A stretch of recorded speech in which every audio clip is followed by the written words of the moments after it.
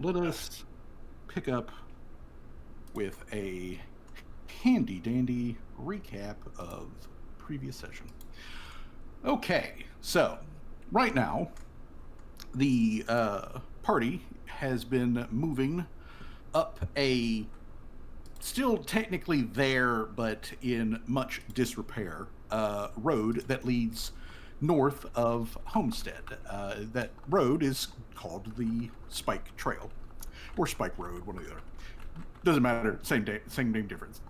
And the name comes from the fact that there are some high changes in elevation. That's why it's called the Spiked Road. Pardon me. Mainly because you're up in the high foothills, like not quite the mountains, but you're like in the high foothills, and the trail is heading north, and will eventually cross over the line that takes you from the territory of the Castbarian Empire that you guys have been inside of this entire campaign so far. I mean, technically, you've been in the same state of the campaign for this entire time period. You've never even left the state. God. And as soon as we enter another country, we get attacked immediately. Oh shit! But which, let's point that out real quick. Is that the country that you would be crossing the border into? Let me move us over here to the region map. Frankincense. Here we go. Region map. All right, so you guys are moving into this country up here, which is known as Wargfor. Wargfor is not at war with the Empire, and they've never officially gone to war with the Empire. There's been some grumpiness between them. There's been, some snarliness when the Empire was expanding in this area, but primarily it was the Kingdom of Bach that took offense to that. So that's why there was the war with the kingdom, but there really wasn't technically ever a war with Wogfer. If you want to get downright technical with things, way back when Harham was first established, all of the land, from where the border is for Wogfer on this map, down to the edge of the inland sea down here. Well, this isn't actually an inland sea; it's just it's an extremely large inlet. But either way, all of that space was technically part of Wargfer way back when. It was also quote unquote uninhabited, which is a big fat fucking lie, but legally it was uninhabited, and Wargfor just simply didn't fight for it. They just let the Empire have it. Most people are of the opinion that the reason that Wogfor never really stood up for it is because Wogfor took a look at the chromium expanse and was just no, we're not going to fuck with these guys. If they want this piece of land that we're not really doing that much with, they can have it. Plus, as you can also see on this map, they still have river access that they can just, if they need to, they can get down here to where there's good shipping and stuff, just simply by going down the river. And again, the Empire doesn't have any problem with them doing that. The Empire's never imposed, tariffs or anything on that with them transporting stuff down the river. So technically speaking, the two groups have never actually been at war with each other, but they've had some little grumpiness. Anyways, the place that you guys are heading to is a ruin, which is called the Crescent Moon Pits. It's called that because the ruins are vaguely in the shape of a crescent moon, like a semicircle. And there's a bunch of moon imagery that's carved into that area. Those ruins, again, for clarification, predate the Empire and the modern form of the country of Wogfor, so it doesn't really belong to either of them originally. But there was a village of just like, regular people that was just called Crescent Moon Village that was there for a couple of decades, but then apparently it just sort of like died out, which is why the road is in relative disrepair. It's because it gets very infrequent travel these days. It does still sea travel. I want to point that out. It does still sea travel enough that there are bandits on this occasional road, which is what y'all ran into in our previous session. The bandits of the of the previous session included a orc who was named Swarth, and he was called Lieutenant Swarth. And according to Sirhan, that's because he was actually way back when they were officially part of the Bakken military, he was a lieutenant. However, though, after things collapsed with the secession war down south, and these guys had gone from being basically guerrilla mercenaries, they'd been left behind in enemy lines, and they became bandits. And of course, you guys took care of the main group of them many sessions ago in the fort that is to the north of where the center of Homestead currently is getting built up. However, this guy was part of that group, but something that happened before y'all came caused a break amongst the members of the group, and Swarth and at least one other person who was mentioned, a female orc who is called Betty. Sirhan did point out Betty's not her actual real name. That's just like, My name is Betty. yeah, kind of like that, where they gave her its mocking kind of nickname, basically. But apparently something went down. They were left for dead, and they didn't die, but they didn't also go very far. They just took up residence here.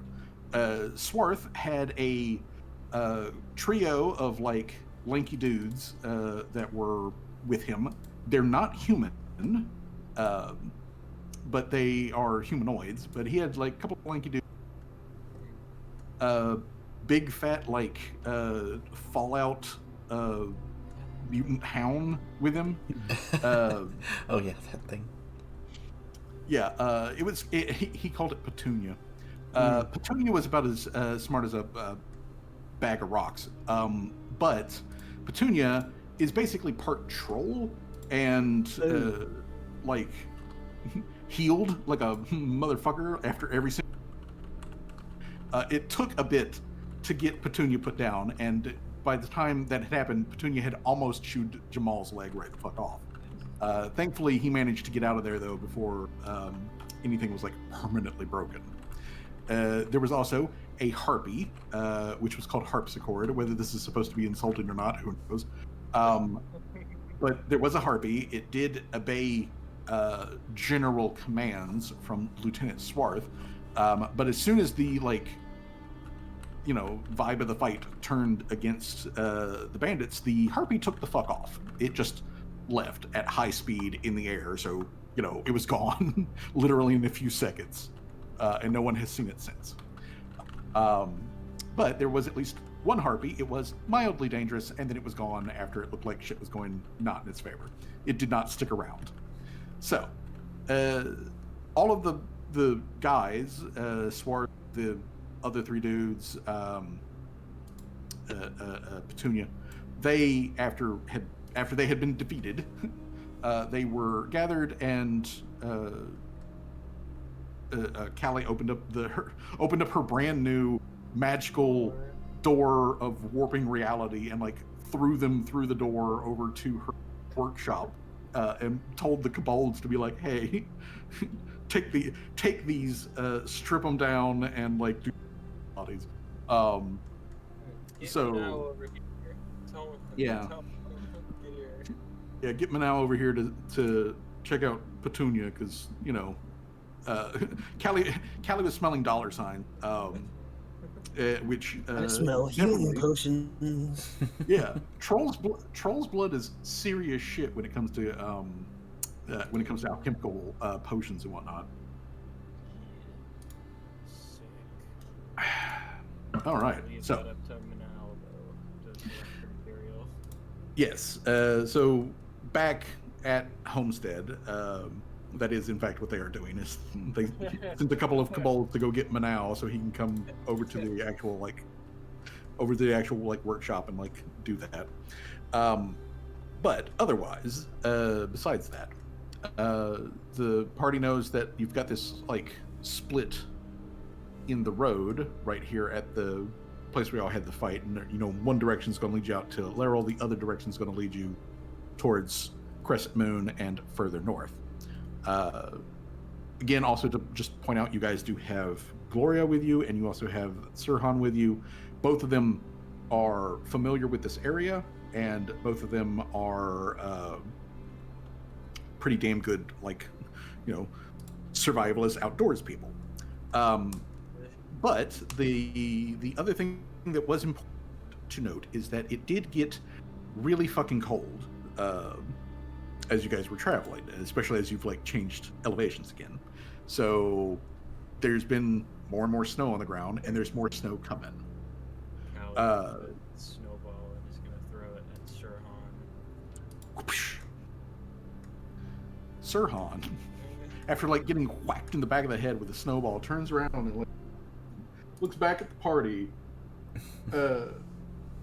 looks at Callie, looks at the rest of the party, and he's like, just you wait, child. When there's more snow than rocks on the ground, he will throw one. Is there anybody in the group just pelting Callie with a rock? Everybody just jumps him. It's like, oh, just wait. Is there anybody in the party that doesn't have any cold weather gear? I want to say we all got. Technically speaking, yeah, everybody's got cold weather gear. And technically, Gloria doesn't, because Gloria is acclimated to it. So yeah, she basically does not need it. I mean, she is wearing her, her outfit with the fur wrap and all that sort of stuff, but that's basically so she doesn't get snow on her butt. I was gonna ask, can I spend how are you doing for hit points, Tim? Oh, I'm full. Oh, okay. Yeah, because Tim wasn't there. Tim is I think only 3 minutes worth of quick repair will be fine. Yeah, you will need to do some. You will need to do some repair for Mr. Servos. Can I do a crafting check to do a little bit of help on that? Yeah, sure. If you want to assist. Fish for crit. Oh, talking about crits. Let's go. Nice. Would a crit even do anything if I do quick repair? Yeah, you do get a bonus. I'm also gonna have the eyepiece active, so hold on, I gotta go look at the bonus again, because does this apply with quick repair? Because the bonus for the crafter's eyepiece has Pour myself another glass of orange juice. I'm very bad. when you repair an item, increase the hit points restored to 10 plus 10 per proficiency rank on a success, or 15 plus 15 per proficiency rank on critical success. Does it apply to quick repair, or is that a different thing? I've been meaning to ask that question. Okay, quick repair specifically just makes the it makes it the repair activity exploration trait, and it only takes 1 minute instead of 10 minutes. If you're a master, it literally just takes one round, and if you're legendary, it takes a single action. So if Callie is a master, then it literally can take her a round to do it. But the eyepiece gives a bonus to just craft checks, right? Hold on, let me double check. Because the eyepiece has 2 bonuses. It's the craft check. Hold on. So this rugged metal eyepiece etched with a square pattern is designed to be worn over a single eye. Twisting the lens reveals a faint 3-dimensional outline of an item you plan to build or repair. With helpful lens, labels on the component parts. You gain a +1 item bonus for crafting checks. When you repair an item, increase the hit points restored to 10 plus 10 per proficiency rank on success, or 15 plus 15 per proficiency rank on critical success. Then yeah, like the bonus that it gives would apply if you're making the check. I mean, I probably won't even have to do all the math. I'll just be like, okay, yeah, well, with all the repairs, he's probably up to full health. I mean, yeah. It simply is just a matter of time. Yeah. Instance. Like I said, I'll do 3. I'm not even gonna fish for a crit. Why the hell would I need a crit then? Just to get up to full health. I also gave you a crit. Yeah. Okay, so I'll just say he's up to full health because I'm not doing all that math. That's too much. Too much work. Yeah. Too much math. Don't worry about it. However, though, there is some other things that we will need to address. Tim, I wasn't here. You weren't here for, but also wasn't important actually for you to be here because you're one of the few characters in the party who doesn't actually have to worry about like food. But when we were getting started off, I did want everyone to make note on whether or not they had rations, and the way that rations do work.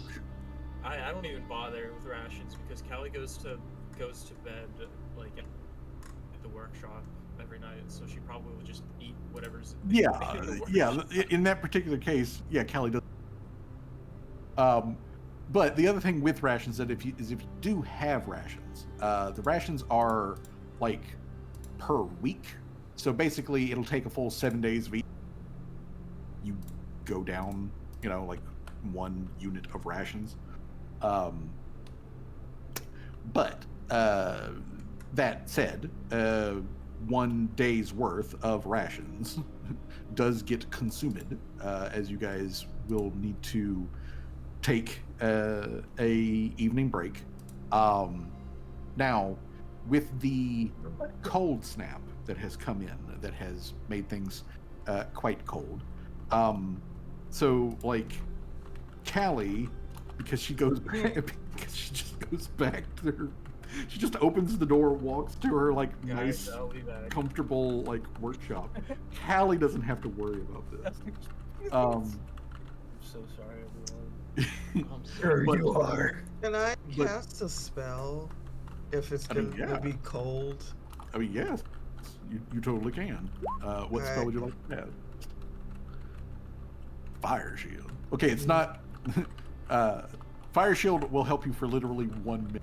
This is an overnight thing. Oh, it's an overnight thing. Yeah, this is an overnight thing. Yeah. So when the party camps for the night, I guess Callie doesn't have to worry about this. I am going to need, however, though, the rest of the party. I need everybody to make survival checks. Really? The DC that we're looking for here is a DC 15. Really quick, is this about the cold or is this just about the environment? Well, this is an environmental effect from the cold. Okay, I was gonna say cold is the main culprit here. I was gonna say, if you could allow me, Tim only needs to sleep for 2 hours, and if it came down to it, he could do the sleep for 2 hours and then make sure the fire is really hot for the rest of the night to keep people cool or keep people warm. But if you want me to go ahead and just do survival, then yeah. I mean, yeah, go ahead and do a survival because the environment. Got it. Damn it. Oh, damn. Oh dang. You know what? I will turn back the clock. Okay. Again. Survivor. Is anybody in the workshop, by the way, when I go There we inside? go. Like, there's a couple of kobolds there in the like later part of the evening who are in the process of like, putting away the final tools and all that sort of stuff because the other gone home for the evening. Is my brother around? Yes, Rusi is there. Rusi is, by the way, just absolutely delighted, with this like door contraption thing you've got going on. like he takes a look out through the door for the moment that like it's open, so he can look to see where the rest of the party is. Freezing to death outside in the cold. Where he sees him like setting up like camp and whatnot, and then like you close the door, and he's like, "Man, it sure does look cold on the other side of that." Callie's like, "Oh yeah, yeah, it's freezing. I'm not dealing with that, you know." I don't blame you. Yeah, if I could, I would allow them to stay in the workshop too, but the magic only is coded to me and only allows me to go through. So they kind of have to stick it out, I guess.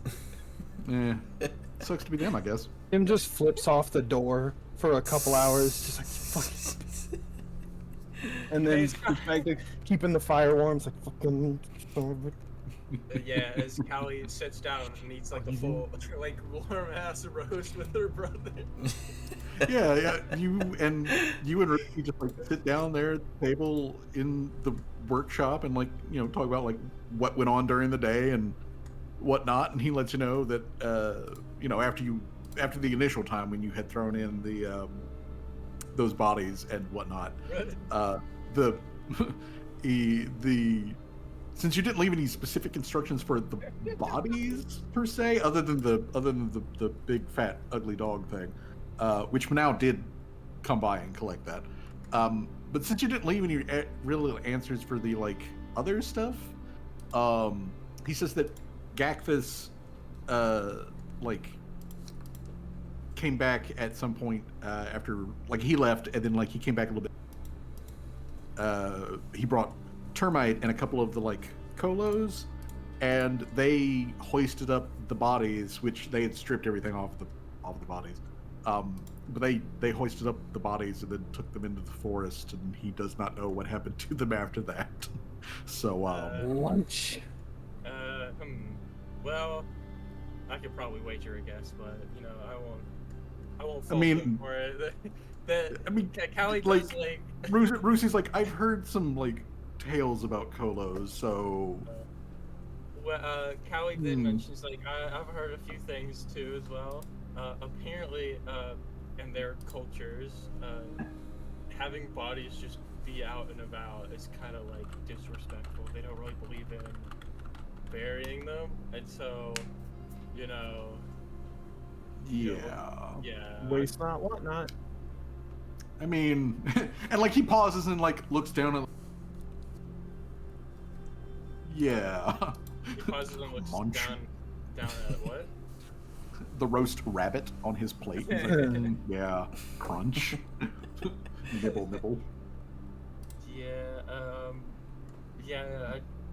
I probably should be more specific next time, though. I mean, if they enjoy eating the bodies, I guess I'll allow it. But well, I mean, I suppose it's effective because I mean, it's not like we bury bodies a lot, I mean, my original plan I was gonna come back and because I had that thought of like maybe I should have told them what to do with the bodies afterwards. Like pop into my head like a couple of seconds after I pushed them through.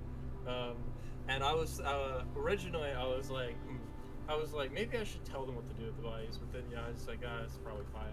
But maybe next time I should tell them that like my plan is maybe next time they should like burn them and maybe like have like I don't know like maybe someone like Torque like bless the area so we don't get haunted or something. Just so we can cover all of our bases, and so that we don't get like like haunted by some like evil vengeful spirit or something like that, because whatever happens Don't the humans have like a don't they have a death practice called cremation, which is where they burn bodies and like collect the ash? Well, I mean, I would burn the bodies, but I don't think I'd be nice enough to collect the like, I feel, Callie says this, like, very, like, in, like, that kind of tone, where it's like, like, I'll give them the respect of burial, like, being respectful to their bodies, but, everything afterwards, I don't really give a shit. They kind of attacked us on the road and tried killing us, didn't show us a look of respect, so the least I will show is hoping, making sure that their spirits don't get stuck here, I guess, and then, disposing of the bodies in a proper manner.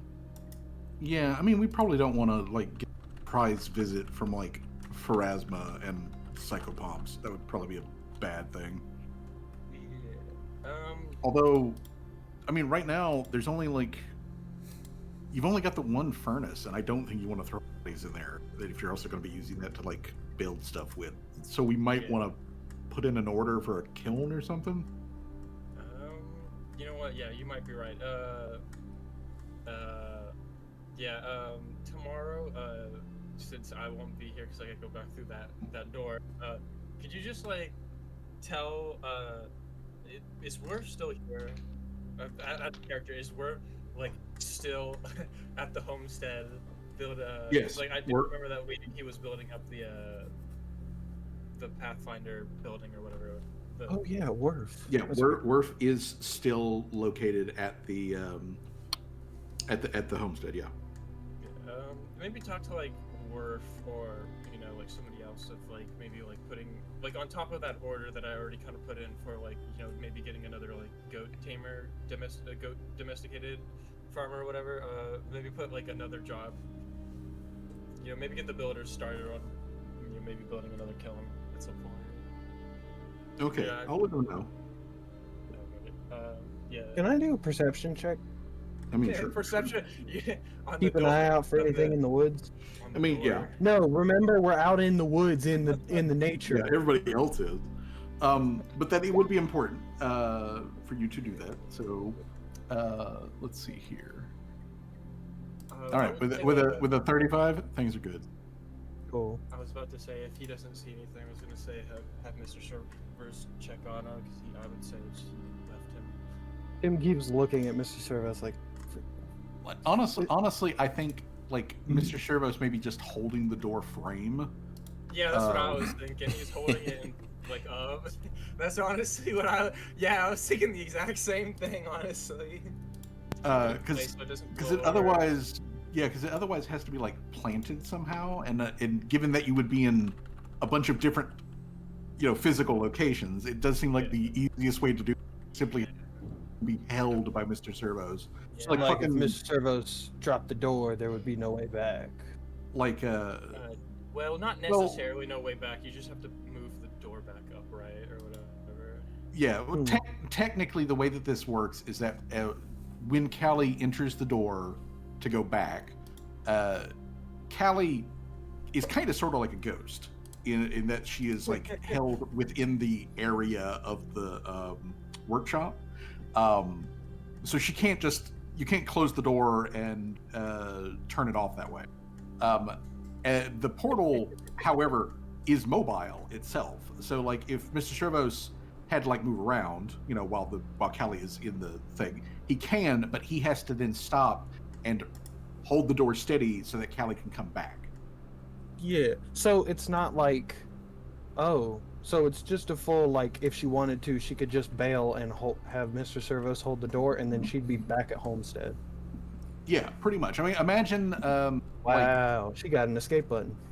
I mean, sort of. I mean, yeah, really, the thing that would be shitty to happen would be if the door got destroyed while Callie is through it, at which point Callie becomes a living ghost that is going to haunt her own fucking workshop until she dies.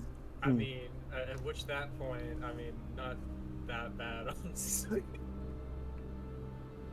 I mean, there's definitely worse. I was things. Gonna say, however, I read through the actual portable door, and I was like, oh, did we just create like a portal to back to Homestead? But if she can only stay in the workshop, that's a bit different. Yeah, and it is only Callie. That's the other thing too. Callie's the only person who can actually. I mentioned that. Yeah, like if the other party members could go through, I would. With magic is. Which is one reason why I am never bringing this out in combat, because like I don't want Callie getting stuck in there forever. Yeah, I mean the other thing to think of is that the door is still basically a door, like a physical object. It's broken. It's fucked. Yeah, so like think like Monsters Inc. Like when they're when they have the doors in the warehouse and they go through the doors to do the scaring.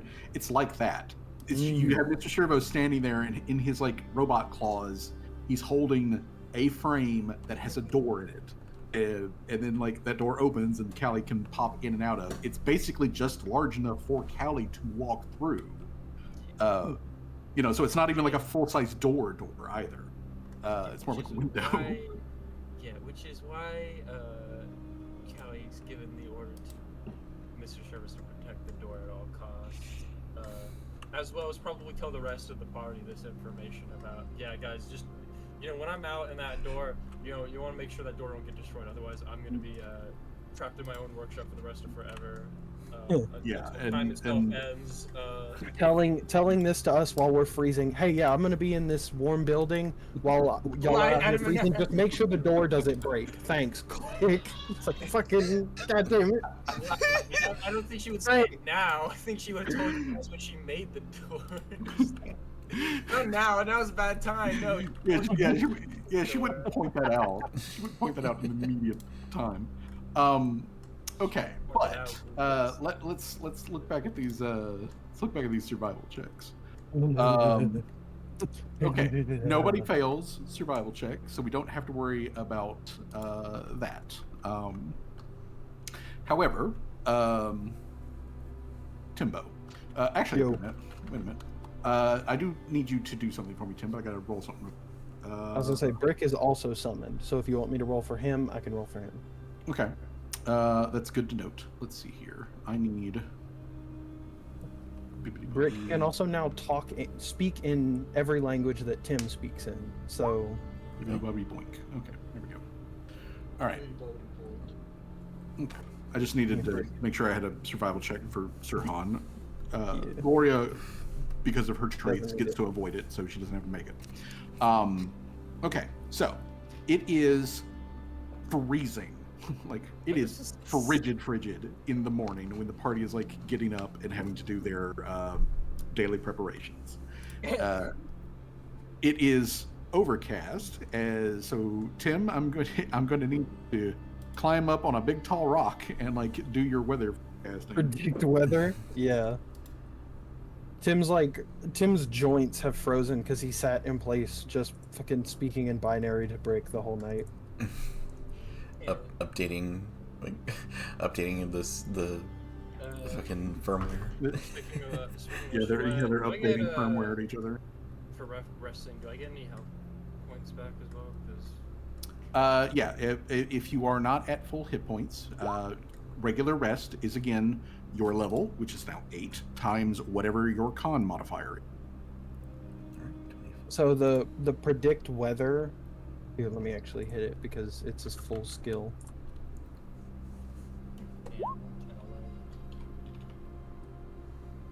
And then Callie walks on through. He's like, "Oh man, it's fucking cold out here." As the rest of the party's like huddled around the fire. Tim drops a snowball from the top of a tree. Yeah, isn't it? I'm gonna grab another snowball and I'm gonna throw it at him.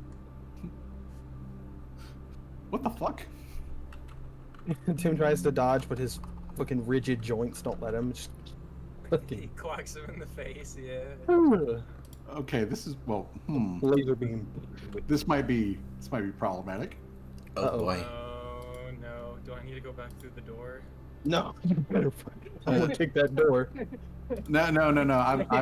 I'm having. Callie says as she's like about to walk through as Tim grabs her by the ankles and tries pulling her back. You better not. He uses a little grippy hand to like pull her away from the door. I'm just. Hold on. What is going on here? What is going on there? He's checking the table and it's like, oh, I rolled for a tornado. Shit.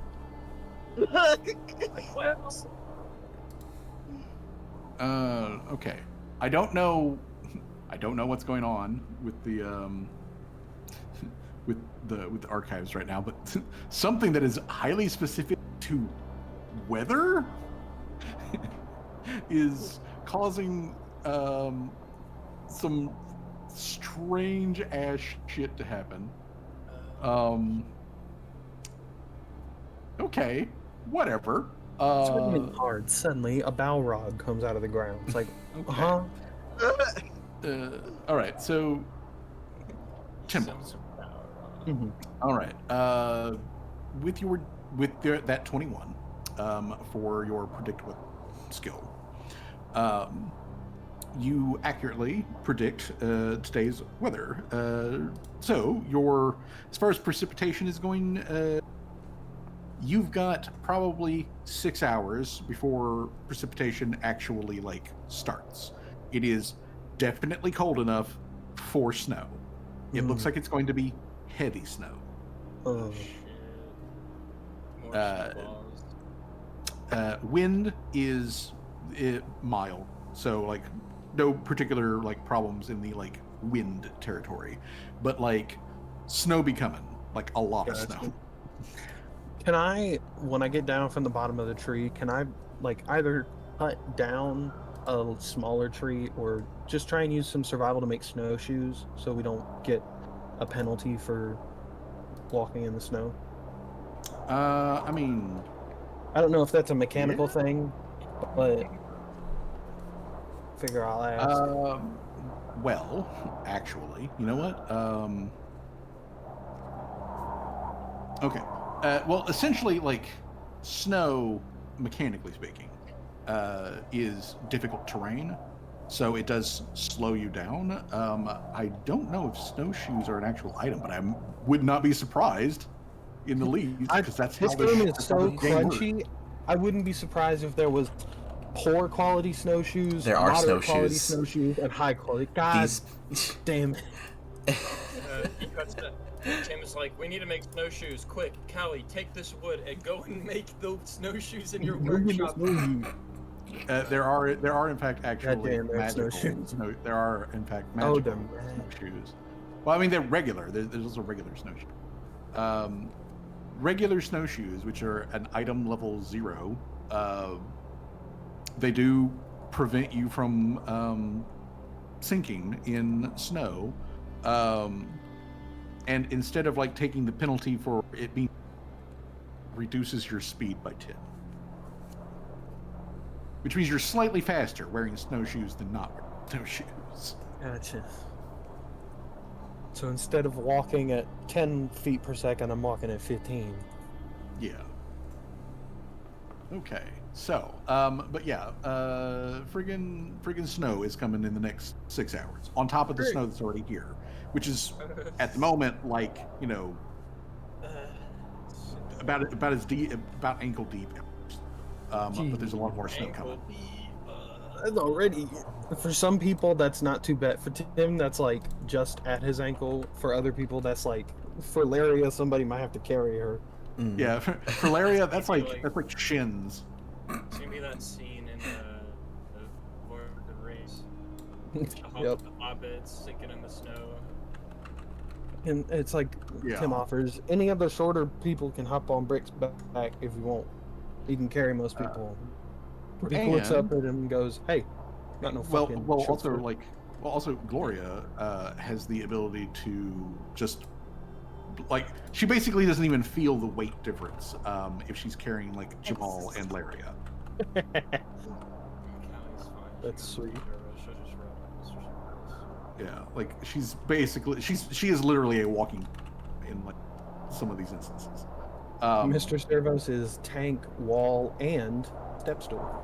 Mm-hmm. He's got 40 feet speed now as well. So Nice. He's very fast. does that mean he's technically faster than everybody else? Yes. I mean, that does put him very close to horse territory. Yeah. Alright. So. Then accelerated mobility was a good choice then. Oh yeah. All right. Now there is one other little snag, and that is the amount of time that the party can travel before you start risking fatigue. So the party can get a full 4 hours of travel, no problem. But after 4 hours of travel, every hour beyond that, you have to make a check to see whether or not you become fatigued. It's a fort save specifically. Is there anything I can do to reduce other people's requirement? As it says with the predict weather, I gain a +1 circumstance bonus to survival checks made to prepare for this weather event. So I don't know if I can do a survival check to like start up. Unfortunately, in this particular instance, no, because everyone's already like bundled up and all that sort of jazz. All right. Yeah, he's like, instead of saying it's gonna rain, he says it's gonna snow. It's gonna snow. It's gonna rain. Hold on, let's see here. Honestly, I'd prefer snow than freezing rain. We had freezing rain a couple of days ago, and goddamn, trying to work outside in freezing rain is shit. Terrible. Absolutely hate that shit. Just so that everyone is aware, what fatigued does, as far as like a condition, is you take a -1 status penalty to your AC and your saving throws, and you can't use most exploration activities. Jesus. Doesn't coffee have like if I were to drink coffee, I'd have like checks against fatigue or whatever. That is correct. Alrighty. It doesn't even need to be like the super red eye. No.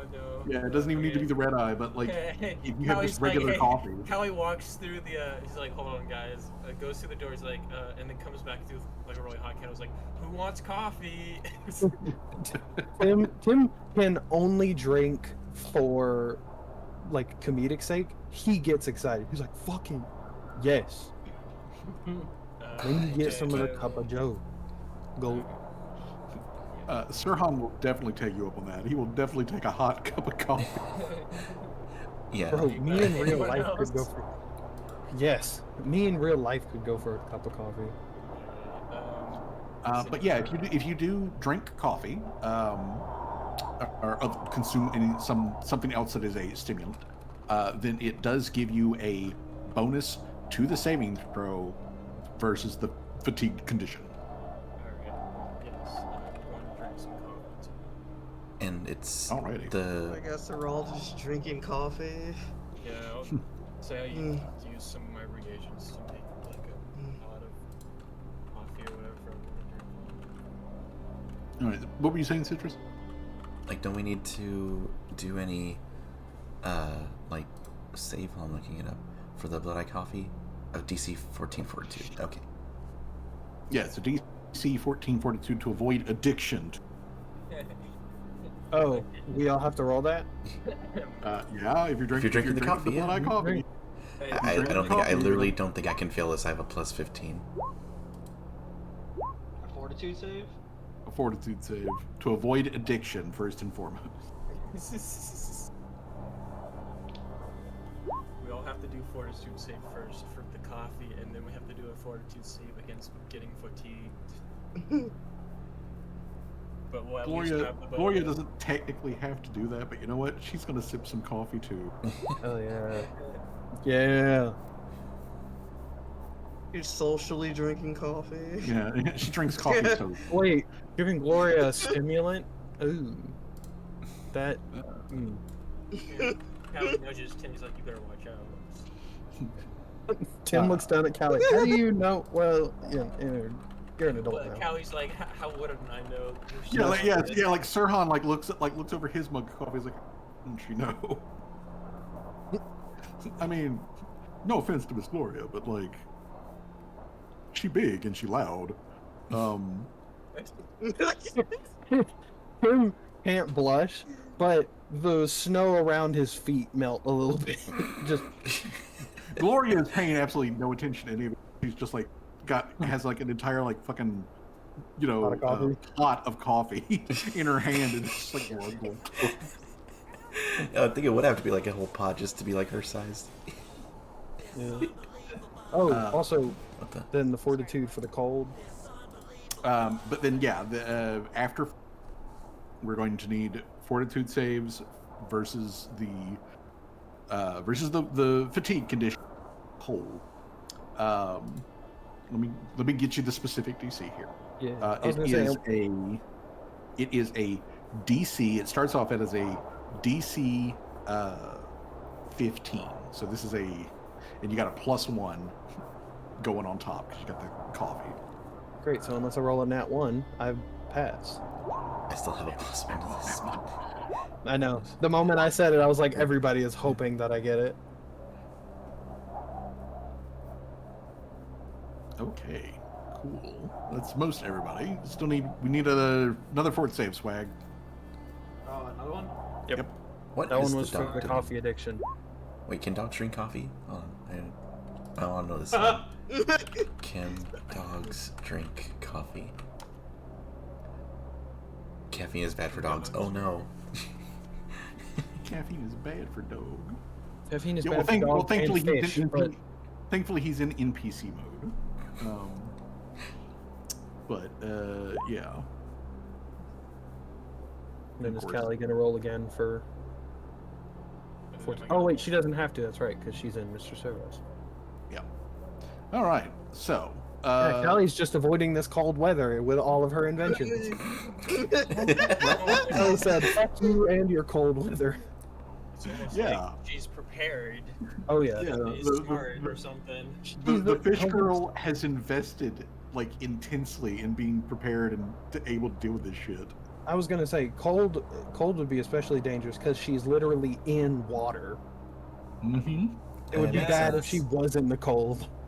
Uh-huh. It would be bad. It's almost like she's had like 10 years of having to figure out how to deal Do with it or this something by like herself. that. Okay, but Onward, Tim sips his coffee. Actually, he doesn't. He pours it into his core, and it just evaporates. It I actually don't warms know his how Tim would core. eat. It's like that fucking, what was it? That thing in like Robots where the guy's pouring the hot oil on himself or whatever. Yep, exactly. Oh That's how you do yeah.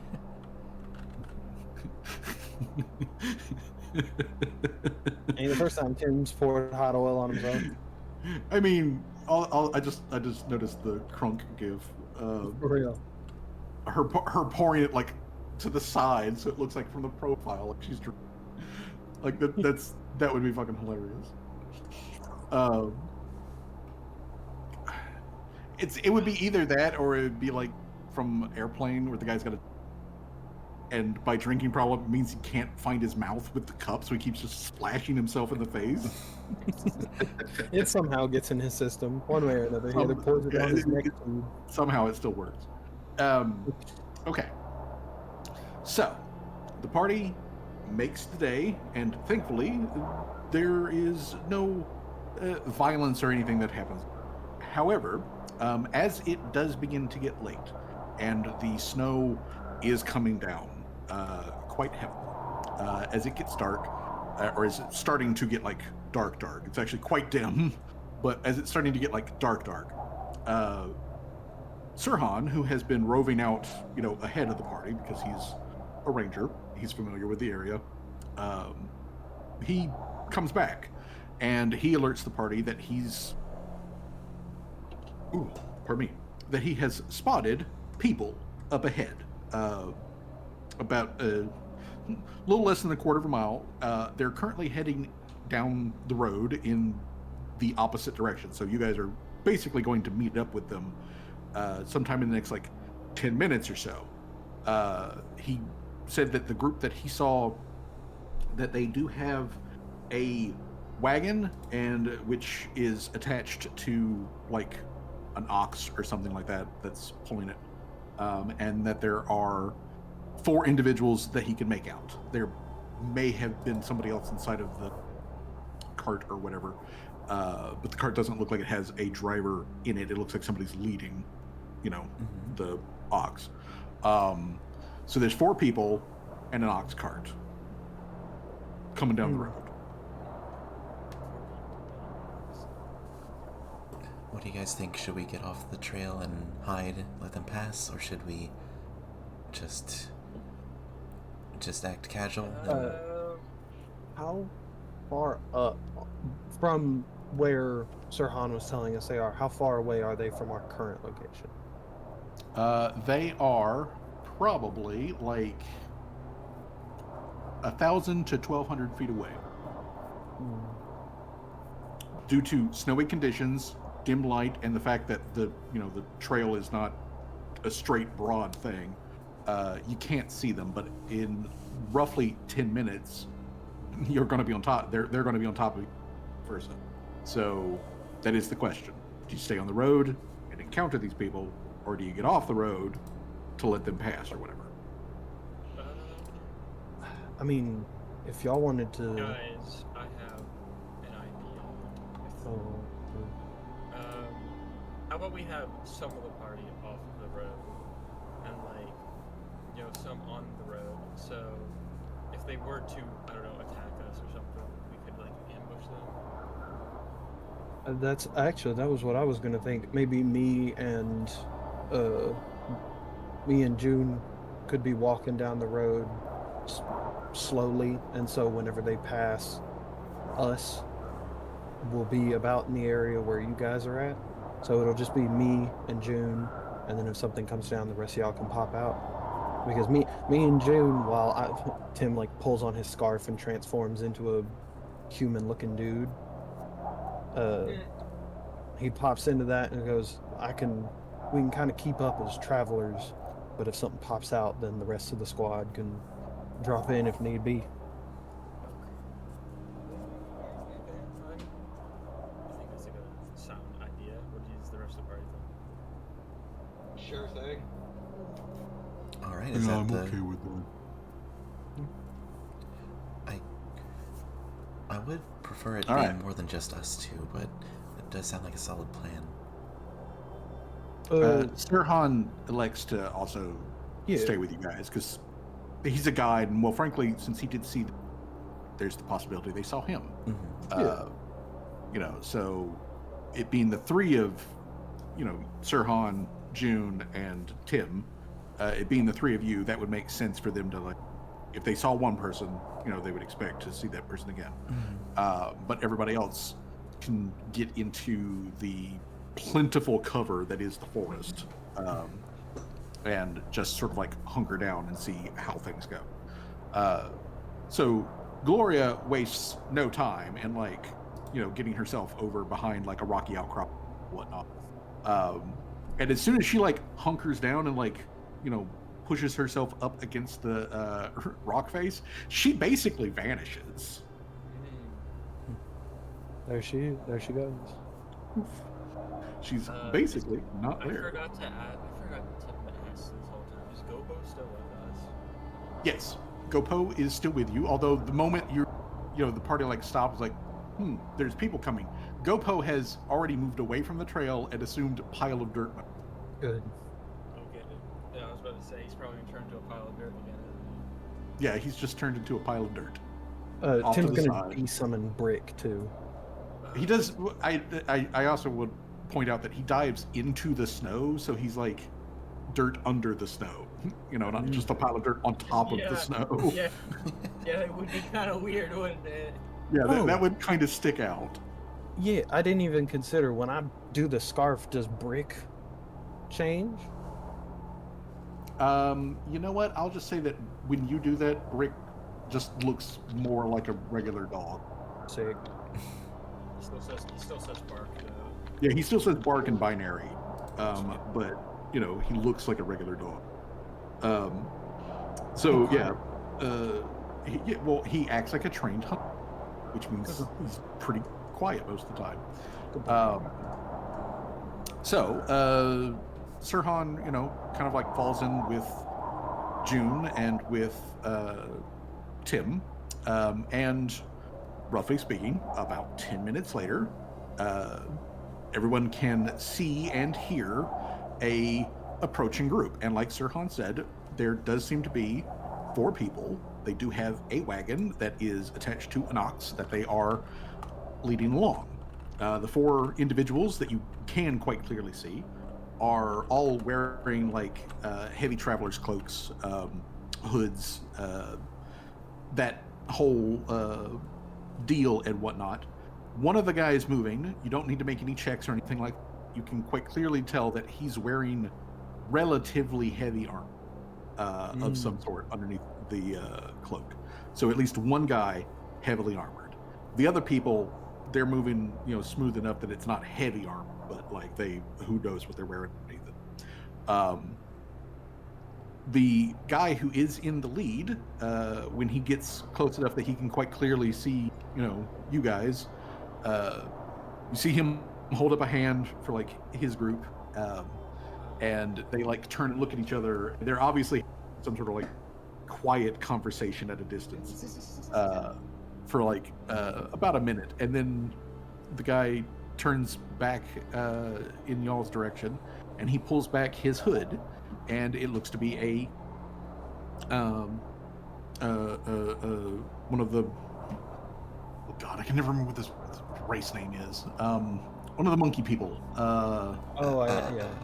The Venara. There we go. Yeah. Venara. So yeah, he's one of the monkey-esque people who primarily live up north in Longford. He's got the sort of like protruding sort of semi-muzzle kind of like thing. He's got white fur that's like popping out around his like cheeks and his head and whatnot. But he like raises his hand, open palmed, and like gives you guys a wave, just like an acknowledgement, kind of like wave, and then he raises his voice, to carry to you guys, and he says, "Travelers," like question. Yes, sir. June waves back with her like hand that's not holding, like, hiding a dagger, and just says back, "Travelers."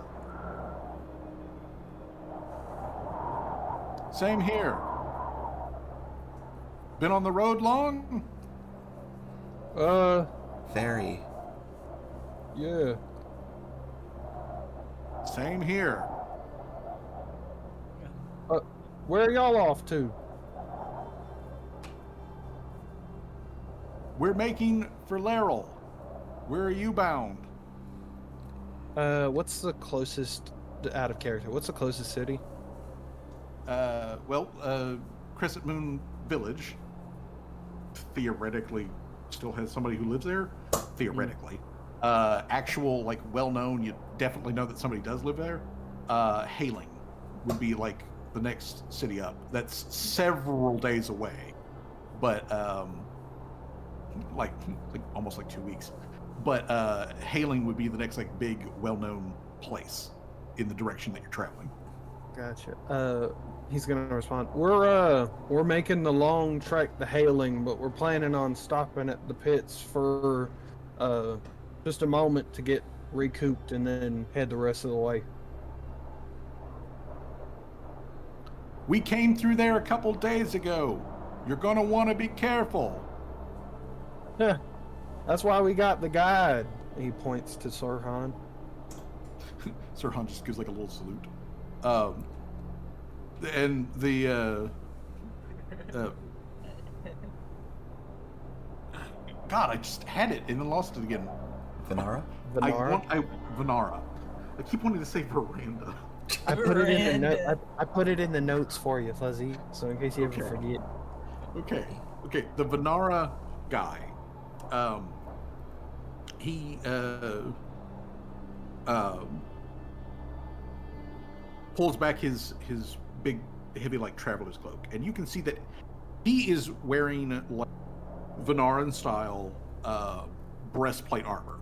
Like, this guy is like decked out like a mercenary, basically. He has a big, like, scimitar style sword on his belt, as well as like several like small daggers, and he's got like a bandolier of like potions or possibly alchemical bombs, one of the but he kind of turns a little bit, and you can see that that in the side of his breastplate, like in the big solid piece, that covers his chest, there is very clearly a dent on the side that looks like what you would get if somebody were to, say, punch like real hard, like enough that they left indentation for individual fingers. Yeah. Oh, wow. Ooh, Jesus. Tim's gonna start. It's like, yeah, we were just Oh, sir, you all right? Whoa, that dent looks rough. We have a healer with us, thankfully. Yeah, I should hope so. They ran off after I presented myself as more than, somebody who can just get pushed around. Yeah. So if you're lucky, same thing will happen to you. Just show them that you're over. That's good. Before I let y'all travel on, cause we're burning what little daylight's left. What are y'all, if you don't mind me inquiring, heading to Laurel for? Well, basically, I'm just a mercenary guide, really. I'm here for security. These folks, they're moving. There's been some problems up in across the border recently. So they're moving to Laurel. And he kind of like pauses and like looks back at the other group, and again they have very quiet conversation. They've got family over there. Ah, Safe interesting. travels then. All right. And if just so we can keep an eye out, what attacked you? If you know. I guess they were bandits, really, when you get down to it. But the one that did this, and he kind of like gestures at his side. Orc, big, Eesh. like All real right. big. Oh, can I give a little description of the guy that we killed? Just like, did he look like, and then tell them what he looked like? Nah, No? this one was female. Oh, I gotcha. Does Sirhan have like any reaction to this? Sirhan is like doing his best like professional soldier like stern face. Like he's so hard that he's being obvious about the fact that he's like trying not to be expressive. Gotcha. So that's done rattle. All right. Well. All right. Well, if I don't have too much. Well, actually, you know what? And Tim was given rations at one point, and he doesn't really, need them. So he's gonna take a couple of steps. He's like, and he's gonna hold up the food. He's like, I have some extra rations. We got some people that we're meeting up here, so I don't really need these. Would y'all like them? Sure, extra food's always good. Fantastic. Tim's gonna walk up. Do they have any reaction if he gets close to the cart?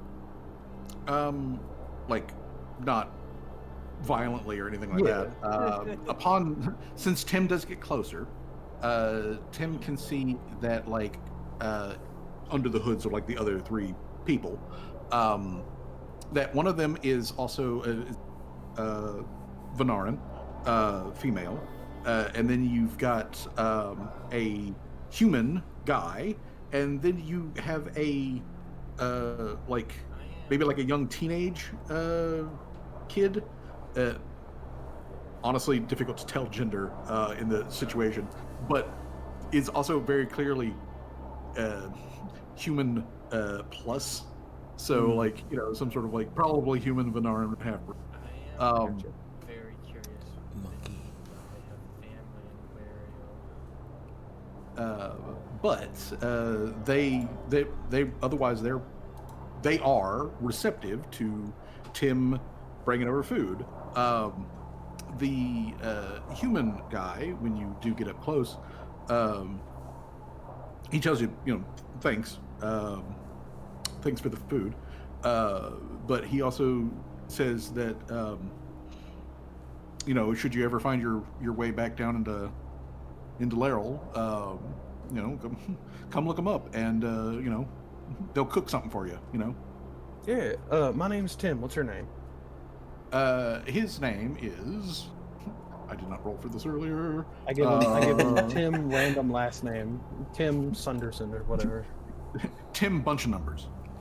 Tim. Tim 1, 2, 3, 4, 5, 6, 7, 8. Tim binary. Tim 11110. Pardon me. He gives you a name. Yeah. Tim's last name is just last name, so it's Tim last name. Tim last name. They didn't fill it out. But yeah, he gives you a name, and he says that they're moving into Laurel to move in with like his family. Yeah. So if you're ever over in that direction, come look him up, and he'll make you something good. But yeah, they otherwise they accept the extra rations, and assuming the rest of the party just remains hidden, these people pass by, and pretty soon it's just the party on the road again. There, do we feel it's just real quick? Do we feel it's significant to get the mercenary's name? I mean, you can if you want to. You were going to force me to open up another tab, but let's. Don't worry about it. If you didn't have the name prepared, then I'll just remember. I honestly did not. mercenary. He was just put down. My note says mercenary. Yep. You're making this man have to come up with a name on the spot, bro. It's Only not reason I a remember real the it's not a real man campaign if you don't person make the name is in GM case come we up get with to the name on Laurel. the spot. I mean, it only happens literally every. Literally every game, yeah. I mean, you'd think I would be smart enough to just have like a giant list of names, like on a tab or I something. mean, that's what I do whenever I need to name something. Just have a giant list of cool names that I have saved. Just pick out. Normally, whenever this happens, like in campaigns and stuff, I would just pick up the, wrapper of whatever thing I was like eating, something list call them. But I don't do that anymore. I actually I actually cook dinner today. So you're telling me at some point in a campaign you're like, this guy's name is Hershey's Candy Bar for some reason. Hey, the number of NPCs named Sucrose that I have in the past, I couldn't even count the number of them. Mike Hunt. Mike Hawk. Mike Hawk. Huge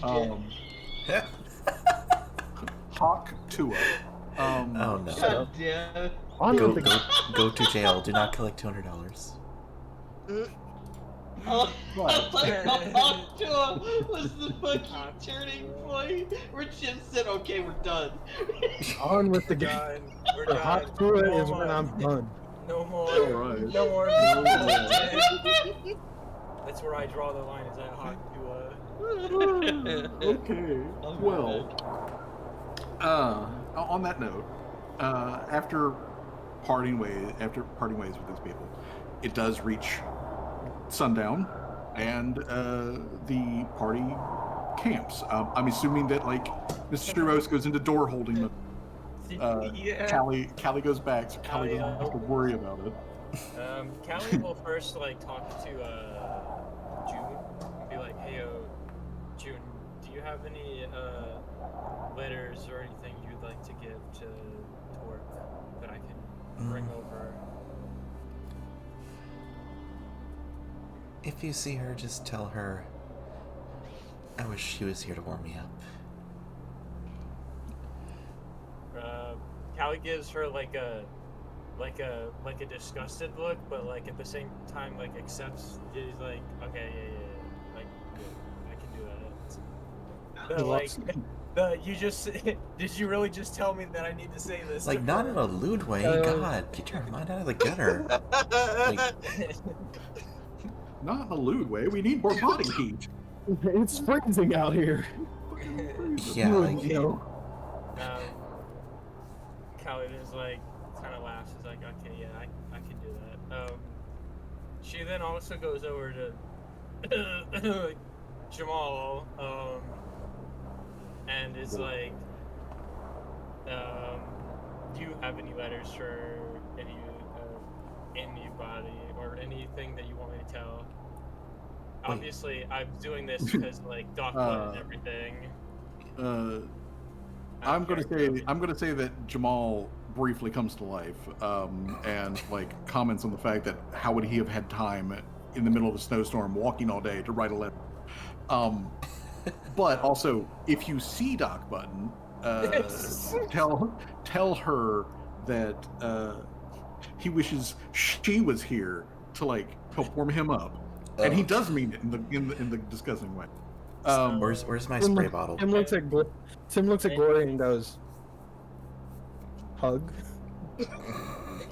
Callie like looks at NPC Jamal and is like, That's a good point. What do you mean you haven't had time to write stuff? I've had time to write stuff all day. What the hell is that about?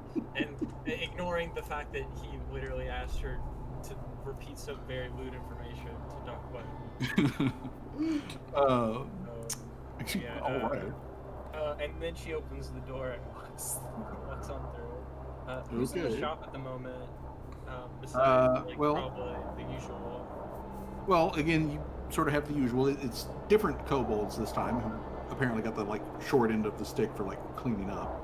Callie go obviously be like clap and be like, "Good job, you guys are all doing a wonderful job," and they give them all a thumbs up. Thanks, boss. She goes and pats them all on the head. And then, who else is in the shop? Well, you've also got, as you would expect, because, that's where his room is as well. Roosi's. Roosie, he's got a police car bed. Roosie, when Callie comes back, Roosie is, he's already, got the fire going in the main stove, so it's, nice and warm in, work area, or the main, break area. And he's also got, some food set up. As a matter of fact, actually, Doc Button was by earlier, and she dropped off some roast pig. Oh, sweet. I get to eat this, and whatever's left I might bring to the party, maybe. Damn. Wow. I will, however... Hey, anybody want fish? I can go fishing. I'm just kidding. Yeah, no. Jesus Christ. I will say, though, Callie will, write down on, a piece of... not a piece of paper. She'll probably write down on, maybe... Somewhere Gactus, somewhere where she knows Gactus will see it. She'll write down and be like, okay, Gactus, task in the morning, tell Doc, relay Jamal message to Doc Button, and relay to message from June. Obviously, she doesn't write just relay message, but she'll write down go tell these people these things. And Did not miss that. Okay. she calls it a day. Okay. Well, you handle that. So Callie is, sitting there talking with her brother, eating delicious, fucking Babekin. In her heated workshop. Yeah, in her heated workshop, eating barbecue, and whatnot. That's fucking the Bumbekin style, Hawaiian barbecue. So while you're doing all that, the rest of the party has to make survival checks. I'm sorry, has to make survival checks. For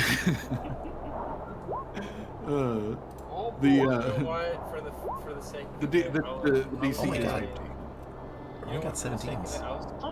God damn. Damn, bro, that's not 17s. You know what? For the sake of it, I will say, Callie opens the door for a second and says to the rest of the party, "Hey yo, Doc Button dropped off a whole pig. Does anybody want any extras? Because this is a lot of food." Hot barbecue? Slow turn to Callie. Yeah, Sirhan starting to collect snow on his head and shoulders from it. It's just it's turning to look. Yes. I will totally take some fucking barbecue. I would love some barbecue. Yes, please. Hold on. It's like that. What fucking movie is it? I'm trying to remember. There's that movie where the guy's like holding a coffee mug and he's like frozen in like place. I'm trying to remember what movie because it's like the opening. I'm trying to remember what movie it was because that's how I imagine the rest of the party is. They're all just sitting there like frozen in place.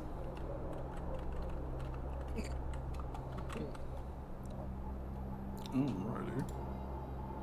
Well, thankfully, nobody has any like particular difficulties. It's just Jay overnight. chilling.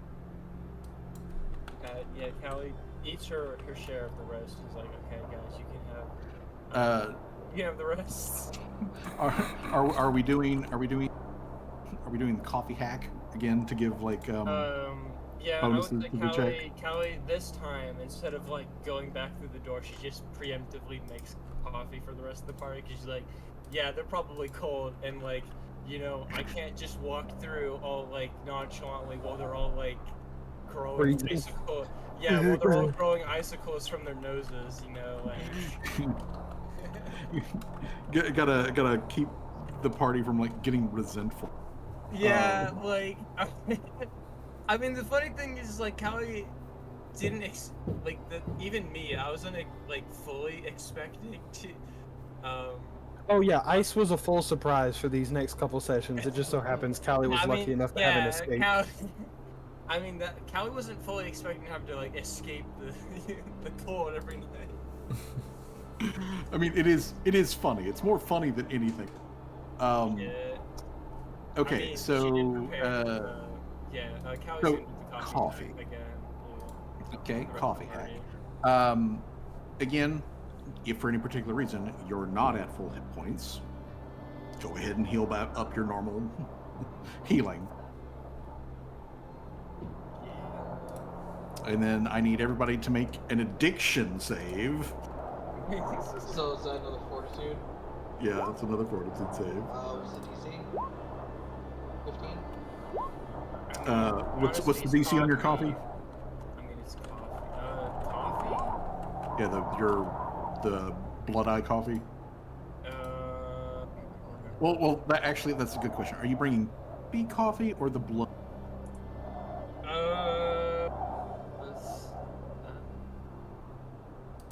Would regular coffee give us a? I mean, technically, yeah, regular coffee would Yeah, give you the regular bonus. coffee will give you the bonus. Yeah. Okay, so then we don't have to worry. We don't have to worry about the Yeah, addiction. yeah, but I would just be higher. That's what it is. Yeah. Higher. And we just need to make sure we can get it through. Okay, so then we will avoid doing addiction save. So the fortitude save that you otherwise will need to make to fight off the like fatigue from the cold weather and everything. That is a DC 16 this time around. Man, And it must be nice to be like Callie and like smart because like she's had ample opportunity to prepare for all of this crap. okay, all right. Well, I just need a from Schwag. What was the DC again? DC 16. What? Oh. Oh, meet it to beat it. Oh, Yep. Okay. Right there on the button. All right. So then, I mean, it's a new day. If he failed, he probably would have just rewound in time. yeah, this next new day, there is no like heavy precipitation or anything like that. There is still precipitation. There is still some light snow, and it has collected in drifts where, like, you know, like if you planted Laria in it, it would sink. She would sink right up to her friggin' cap. Oh, there she goes. Oh, the mushroom cap. Where is she? Once again, Callie watched. She's like, "Holy shit, that's a lot of snow." That is a lot of snow. It's like people were like picking themselves out of it in the morning. and then she makes a snowball and throws it at somebody. Tim just takes this moment to like he like laser beams a portion of his metal to like walk around and like heat people up, just like a radiator. The fucking He heats it. He heats himself up. Callie is gonna, you know what? This time she's gonna do something a lot funnier. She's gonna be like, you know what? You know, it'd be really funny, Dr. Tremors, right now if we did a double homicide. We're gonna throw two You know what would be funny? snowballs A instead- double homicide. We're gonna throw two snowballs instead of one. I'm gonna throw one at Swag, and Dr. Tremors is gonna throw one at. Who have I not thrown a snowball at? You have hit everybody with a snowball. Yeah. You know what? Tim was You the know only what? one that you didn't have. You know what? You might be right about that. However, like after Callie's like handed out like coffee and you know all that sort of stuff, and then she like hurls a snowball or whatnot. She does get the brief like hint of motion like out of the side of her like little side, her helmet, as like Gloria is just rising up with a big old mound of snow now that there's plenty of fresh powder. And she just dunks it right onto Callie. On it. Just Callie, buried pokes her, himself. Callie pokes her head out. He's like, you know what? I kind of deserve this. Then Gloria reaches down and like hey, Dr. brushes a Tremors. little bit of snow off of Dr. Tremors, and she's like, "Yeah, you kind of deserve that." She says as she's looking at Dr. Tremors, like, are we the baddies? are we the team? Tim tries to teach Brick to use needle darts actually- with snowballs. Just Actually, you know what? You know what I think is really funny is if Dr. Tremors threw a snowball at Brick. Gloria, though, Shakes like down. you know, after you know a couple moments, Gloria does like reach into the snow and like brush it aside, grab Callie, you know, by the torso. It just like lifts her gently out of the snow mound and then plops her down on her feet. with two humans attached to her. Yeah, I mean, she's got multiple people just like riding her. She's warm, fuckers. She is She's very warm. warm. She's warm. She But says like the kettle of like coffee or whatever. but Gloria though does say after all of this like after this fun moment as everyone is doing morning preparations and all that sort of stuff, Gloria points out that like if she's right about where we are on the road, then we should see the border crossing today. Oh yeah, is there like guards or something at the border crossing, or is there just like a sign? Well, actually, there's like it's like a really tall earth mound there. I mean, I guess it's kind of like a wall, but you know, not really. But there's a space that is that was, I guess, picked for the road to go through. So like, there's not a wall, it's like a gap. And there's some buildings there. I've never been real close to it, so I don't know if there are any guards, but they don't. The buildings don't look fortified. They look like, you know, normal wood buildings. Alright.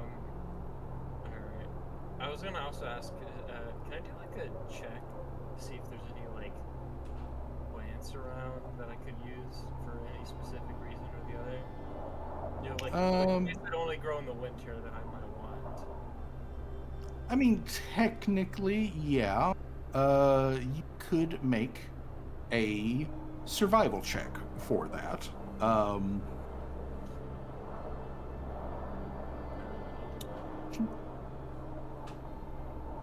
Ooh. Nice fat 20. Let's see here. We got any special plants in the area? Any that I would like probably grow through with like a little like, you know, sticky note that says could be useful? Unfortunately, no. Not find any interesting plants. You do find something mildly interesting, though.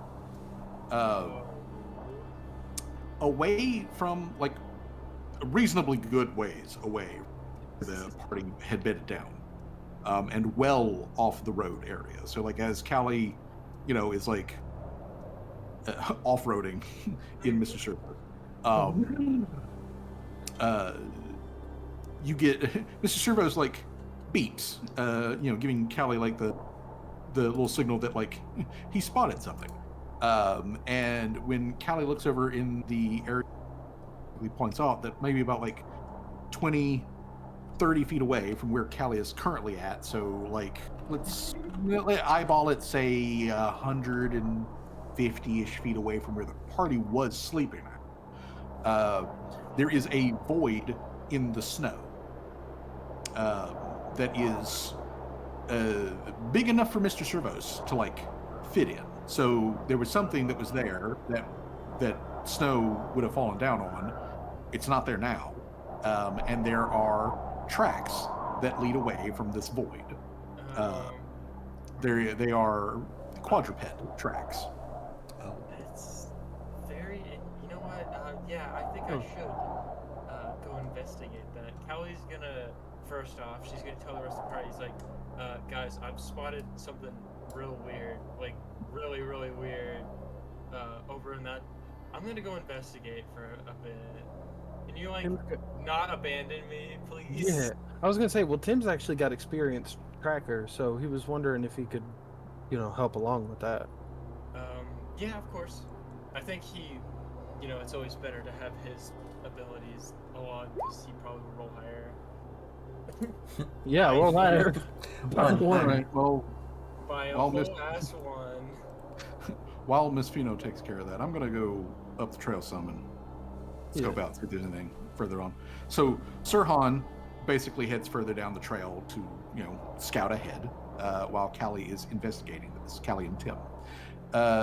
So Tim, you are a expert tracker. Specifically, what does it do? I have the actual feat. If you'll post it there in chat. All right. So tracking is second nature. You can follow a trail without pause. You can track while moving at full speed by taking a -5 penalty to your survival check. If you are a master, you don't take the -5 penalty. Okay. All right then. So, Tim, with your 21, first and foremost, what you notice is, of course, like I mentioned before, it is that of some sort of large creature, like large size creature. Think body shape kind of similar to cattle, like the ox, honestly, that y'all all pulling pulling that wagon the other day. So similar in build. The tracks, however, not oxen. They are not hooved. They are in fact paws. They are kind of similar to dog tracks, like wolf tracks, but this thing is big, whatever it is, and it has too many toes to be a wolf. Instead of Right. 4. So instead of Can 4 toes, it's got 6 toes on each leg. I do a knowledge check for any creature that would have 6 toes? Sure. You can totally do a nature check. Specifically for this critter, nature is one of the things. Okay, yeah. All right, so Tim starts describing it, and Callie starts like going through her mental filing She's cabinet. like, she's like, have I read a book about this guy? Oh, can Brick do one too? Brick might have a little bit better since he has smell. Sure. He can make a nature. Brick Oh no, starts- for tracking. Oh yeah, he can make a tracking check. Brick starts listing off how this creature smells, and Callie's like, oh, I've read about a creature that smells like this. Okay, so you start following the trail. which does not take you very far from the road to the party.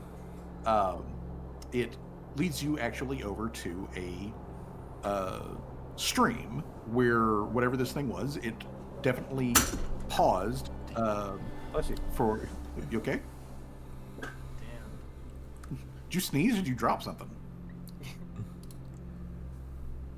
But either way, it leads you over to a stream where this thing paused for some length of time and did something here at the stream. Most likely, it probably just drank water, or maybe it ate a fish or whatever.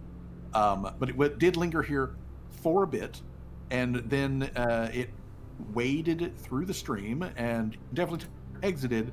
But then after that, the tracks kind of fade out. It is vaguely, just so that you're aware, heading north, basically in the same direction as the road. Callie, with your nature check, as you're thinking about this, you realize that creatures with 6 digits on their extremities is actually quite rare, in nature. So this thing's creature, and as you keep thinking about it, you're like, wait a second, maybe it's not actually a creature from this world, or this technically from this universe, but it's some other creature. Which then opens up a whole broad range of things it could be. So from there, honestly, you don't know what it is, but probably it's not from this world. Oh boy. Oh no. Well, Callie, would be relaying all of this to Tim, and, what do you think would be the best course of action going forward? Well, it seems to be going in the same direction that we're all headed onto the road. So, I guess best, unless we turn around, which I doubt we're gonna do, I think the best course of action would just be more careful. Maybe try and take this travel a little bit slower, generally more stealthier. Maybe walk to the sides of the path, stay off the main road where we're easily seen. I agree. Callie would say, because this is concerning. Something this big that might not even be from here, that doesn't bode well at all. No, that's a bad omen for things to come. Mhm.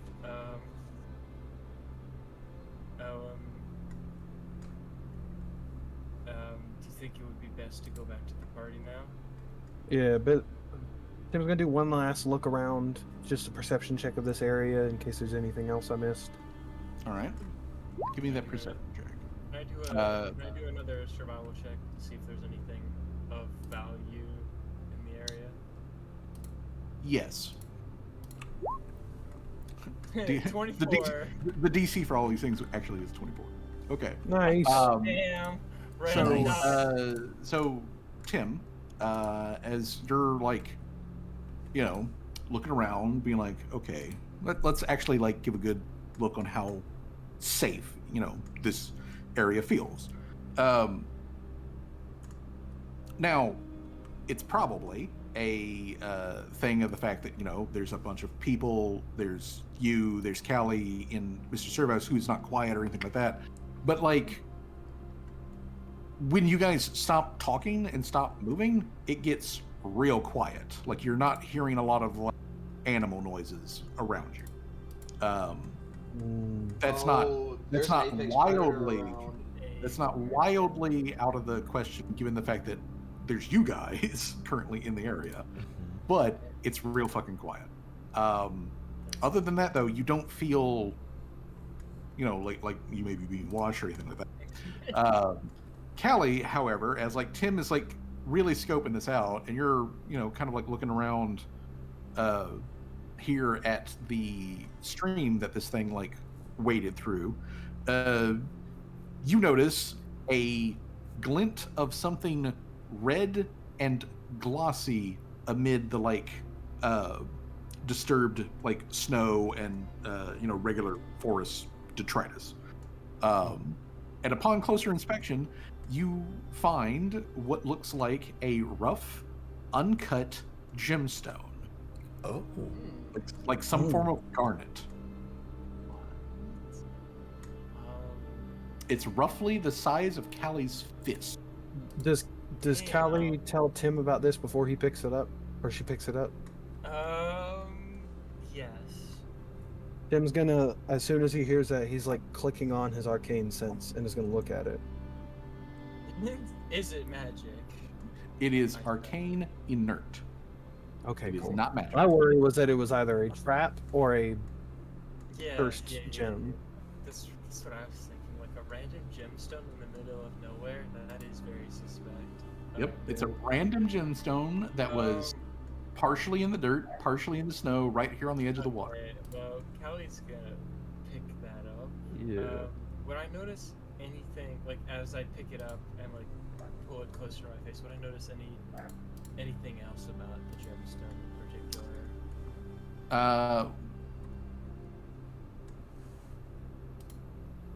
It's less cold than its surroundings. So it's hot? Oh, that's weird. It's not hot. It's just less cold than if it had been laying exposed to the elements all night long. I feel like Callie would tell Tim this. Is like, she'd be like, "That's weird. Yeah. This gemstone, it appears to be a little bit warmer than its surroundings." Yeah, it's ever so slightly warmer than the rest of its surroundings. It is, like I said, it's roughly the size of Callie's fist. It is a red gemstone, some kind of like, garnet or something. Which it is glossy, and it's got striations of like other little, imperfections and whatnot through it. Which that would lead me to believe that either it might not be magic, but it might have some odd properties to it, or it hasn't been here for very long. Callie would reply, "Yeah, that's what I was thinking. Either it's got some weird properties that make it warmer, or it's not been here that long, and whatever dropped it, or left this here." Tim chuckles to himself. There aren't any beasts that poop gems, are there? Can I do it? Can I do a knowledge Make a nature check. Make a nature check. That feels odd, but this is outside of our realm, so I wouldn't be surprised. Not great in that department, but Not great, but there is actually one. No, which is not from this universe, which is supposed to be pretty big, is supposed to be a quadruped, and does in fact get gems. Huh.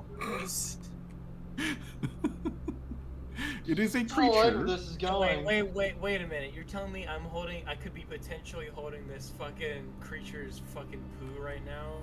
Yeah, you want to give that might- to me? I can might hold be two for you. Might be holding Callie, like, quickly Ew. puts the thing in her sack, like her little extra dimensional space, and then like starts like doing the ew, and then like starts wiping her hands on On the ground, just on her shirt. Yeah. She's like, disgusting, but like we could probably like refine this gem into something later. But yeah, you have heard of like a creature that is all of those things, and does in fact do that. Huh. Well, honestly, I would like a creature like this, because shitting gems seems like a very nice ability, honestly, because then you can just make infinite money. I'm here if Callie starts getting into the scheming territory again of like, you know what, this is a pretty good idea. You know what? We could exploit this. Yeah, let's get back on the road. We best not want to meet this thing when it's, It's out here. I mean, yeah.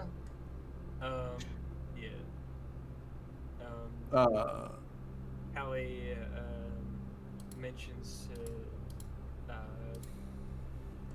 Tim, is like, do you think if I were to give this gemstone to Minnow, he would have any sort of better understanding of this creature that we might be facing in the near future? I mean, you could. I mean, yeah, there's the possibility. Yeah.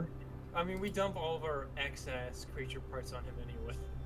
Anything we don't know, we give to either him or Alma. So I don't see any negative to it. Yeah. Just have them figure it out. I hear typing, and I'm worried.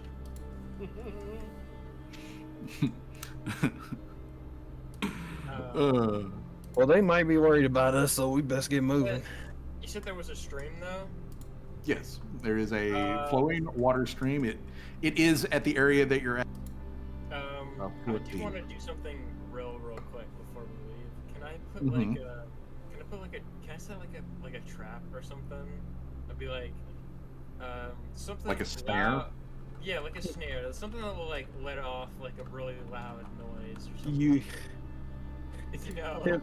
Tim watches as Callie starts attempting to put a snare together and goes, let me help. And Tim uses his snare ability that he has to help. Snare crafting. I straight up just have snare crafting, so I'm like, let in case the creature comes back, let's put a little snare. I mean, you're just gonna leave a snare out in the middle of the wilderness, so head up north. Yes, I will. Do you want? Let's say for shits and giggles, that Tim sets up something real quick that will just simply make a very whistling. Yeah, I'll set an alarm snare. It can be designated a range between 100 and 500 feet, so I'll put it at max distance. Yeah. Okay, so if y'all within 500 feet, if you're setting off, if you set that up, then something triggers it while you guys are still within 500 feet or so. You're going to hear this whistle. Okay, yeah. I am fine. Okay. All right. So you set that up, and a couple of minutes later, get back over to the road and the party, which is also about the same time that's coming back down the trail to let you guys know that as far as he, tracked up the trail, it's all clear. He said he spotted some remainder of the tracks from the cart and the folks who came by earlier, but other than that, that's the only tracks that he saw on the road. I see. He said there were tracks on the road? Well, he said that there were the only tracks of the footprints, ox prints, and cart prints for the people that passed, in the early or the late day yesterday. Well, so nothing else has disturbed the snow on the road. Gotcha. Well, back there, we think we might have found a giant beast with 6 toes that walks on 4 feet and poops diamonds. It might be heading the same direction that we are, so we might want to keep an eye out for that. Sirhan just gives you a squint and is like, "A what now?" Tim looks at Callie. You tell him. Callie goes into a bit more detail about this thing, about what they encountered, what they saw, and then she, to her own dismay, pulls out the gemstone from her sack. Yeah, and then shows the rest of the party. This is what I found at the scene. We did set up a snare in case the thing goes back, but it does seem like it's going in our direction. It doesn't seem of this world.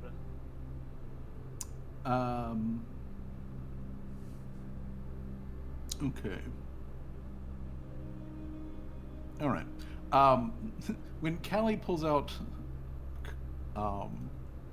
I would like everybody to make a perception check. This is a high DC. Unfortunately for you. Hey. Unfortunately, indeed. I am re-rolling that 1 second. Because I want my perception to be good. I have a plus 16. Then you Except Dang Callie. it.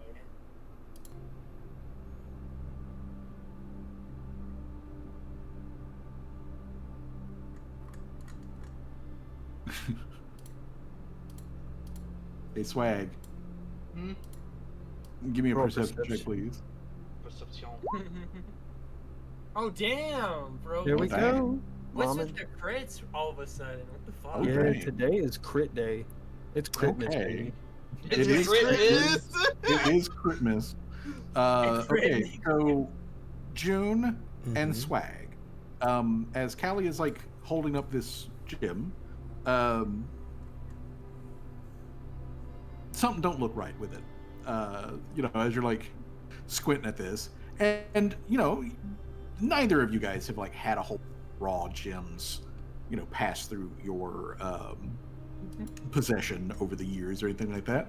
You mostly, when you deal with gems, tend to deal with that have been cut or tumbled or something like that. And this is definitely a rough gem, but it's also oddly smooth in some like directions, as if it may have been like partially tumbled, or maybe it had spent some time underwater, or perhaps like it's a rough dripping of some other material or whatnot. Basically, what I'm telling you is the standard geological force didn't happen to this thing.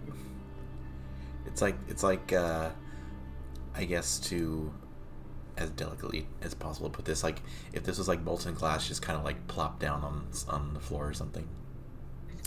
Yeah.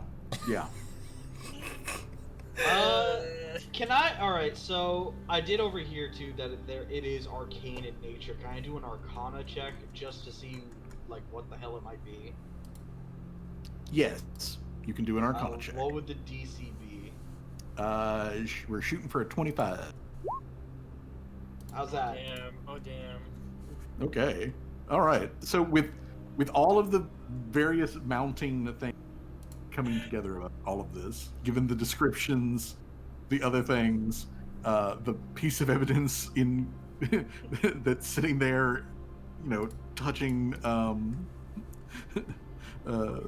fucking touching Callie.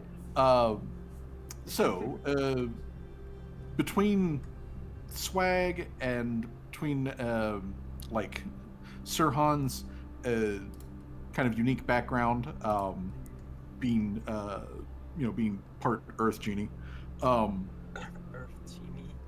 that this is a dropping. This is in fact poop from a bauble beast. A bobble beast? A bauble beast. Wow. Are they related to the Weebles Wobbles? No. And that they can't fall They- down. There we They're go. They are not. They are not related to the Weebles or the Wobbles, but they are the Bauble. Bauble beasts are from the plane of Earth. So they are an Here on our extraplanar planet? creature. Yeah, they are an extraplanar creature. They're from the plane of Earth, and they are intelligent, and they're basically like centaurs, like physically speaking. Like they're tauric creatures. They have 6 toes on each one of their 4 like legs, and then they've got 6 fingers on their 2 hands, and they ingest various like materials, stuff that isn't edible by like normal biological creatures, and then they shit gemstone. Huh. Yeah. And that's it. Yeah, I'm gonna be honest. Looking around and eyeballing it. June honestly Aw. is not like, definitely would not know that, but like just like it's a dropping shaped gemstone. She's just gonna like mutter under her breath, "Oh my god, there's a monster that shits gems." What the fuck? There's a monster that quite literally shits gems. And Callie, the party would notice this. Would be like, gives like a evil smile. Is like starts mumbling to herself. Like, I need to get my hands on this creature. Well, so you said it was intelligent, right? Oh yes, Like, they're very intelligent. huh? Hmm. So like full person intelligence. Ooh. Oh yeah, like full person intelligence. They Full are actually sentient more person. intelligent than the average human. Oh Smarter than the damn. average Wow. bear. They are smarter than the average bear. But yeah, well, like I said, they're basically the Earth world equivalent to centaurs. Centaurs. Centaurs. Okay. But they probably don't look like centaurs, but they're probably like centaur is the closest way to explain it. Centaur is the closest thing to explaining it. They have 6 limbs. They walk on 4 of them. They use 2 of them as manipulator hands. Damn. Man, I should. They are large creatures. Damn, I should. Are they elaborate trap? Is it magical in nature, like the gemstone droppings? Are they magical in nature? Do they have any kind of property? The gems themselves don't have any. They also don't qualify as any sort of precious special material. They are really. There is a type of fossil gemstone that you can get that is made out of dinosaur shit. Or it was dinosaur shit. Now it's turned into other stuff. So it's basically the same thing. The thing is that the Bauble Beast has the ability to change the coloration of its droppings, so it can basically match any other kind of gemstone that it wants to. So this case, it came out red like a garnet. Another time, it could shit green like an emerald, or blue like a sapphire. But it's not worth anything. Yeah, it's not really worth anything in its raw form. It's not worth anything, but you could, otherwise carve it like a real gem and then put it into jewelry.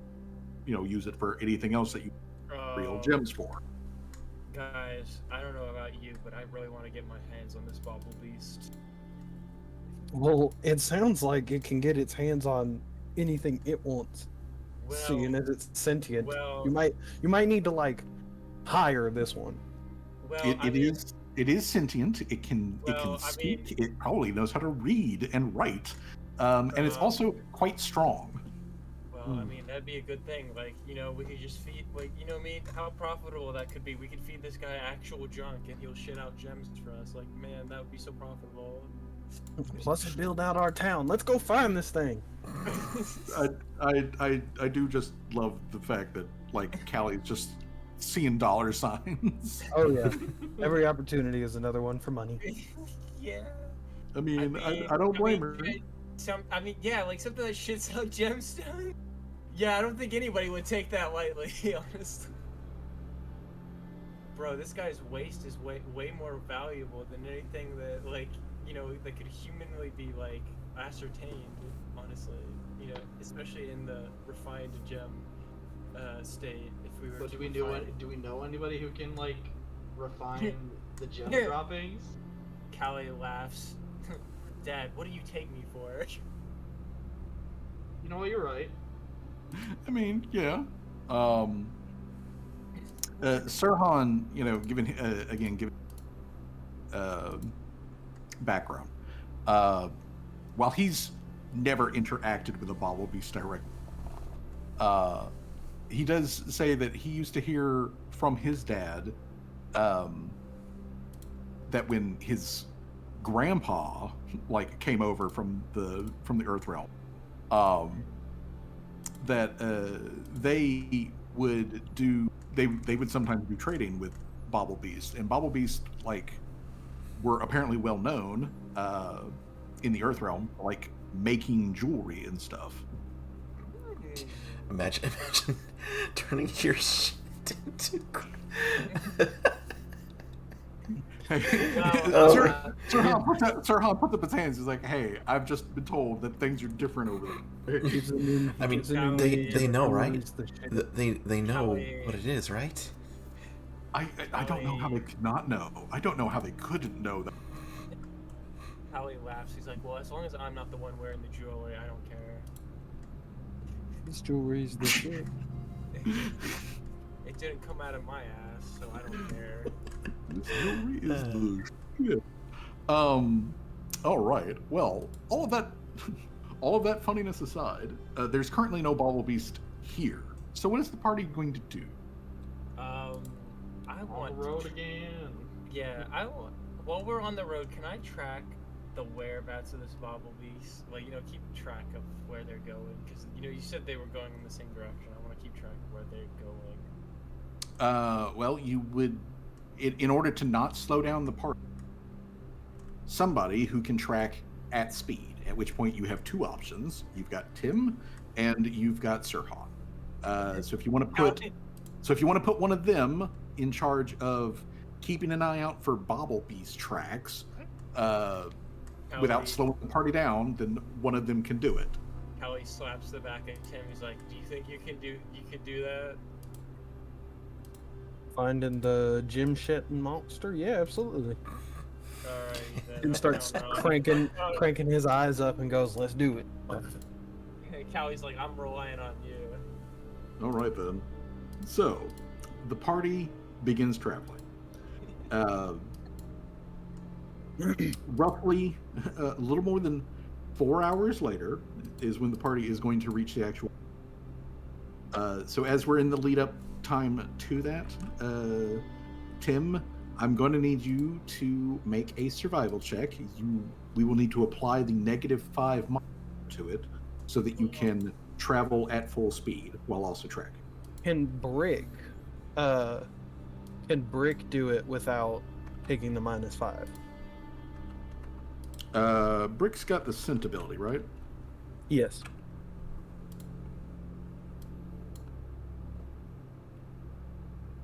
No, I'm going to say no. I'm going to say that even with the scent ability, to do actual tracking, Has to do a -5.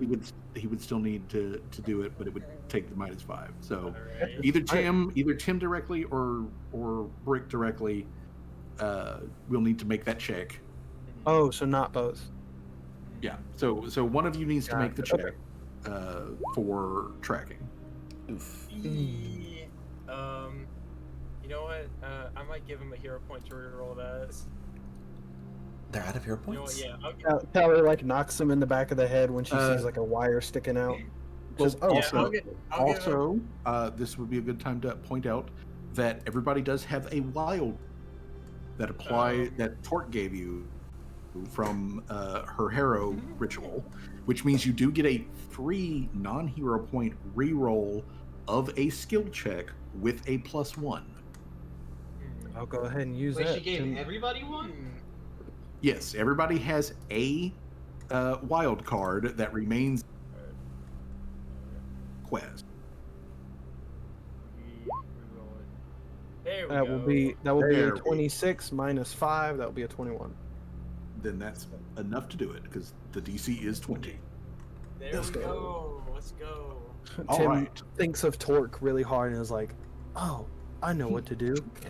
He's like, what would Torque do in this situation? do And in then, this he like starts to like move his butt back and forth. Yeah, I was gonna say Tim starts to walk with sway.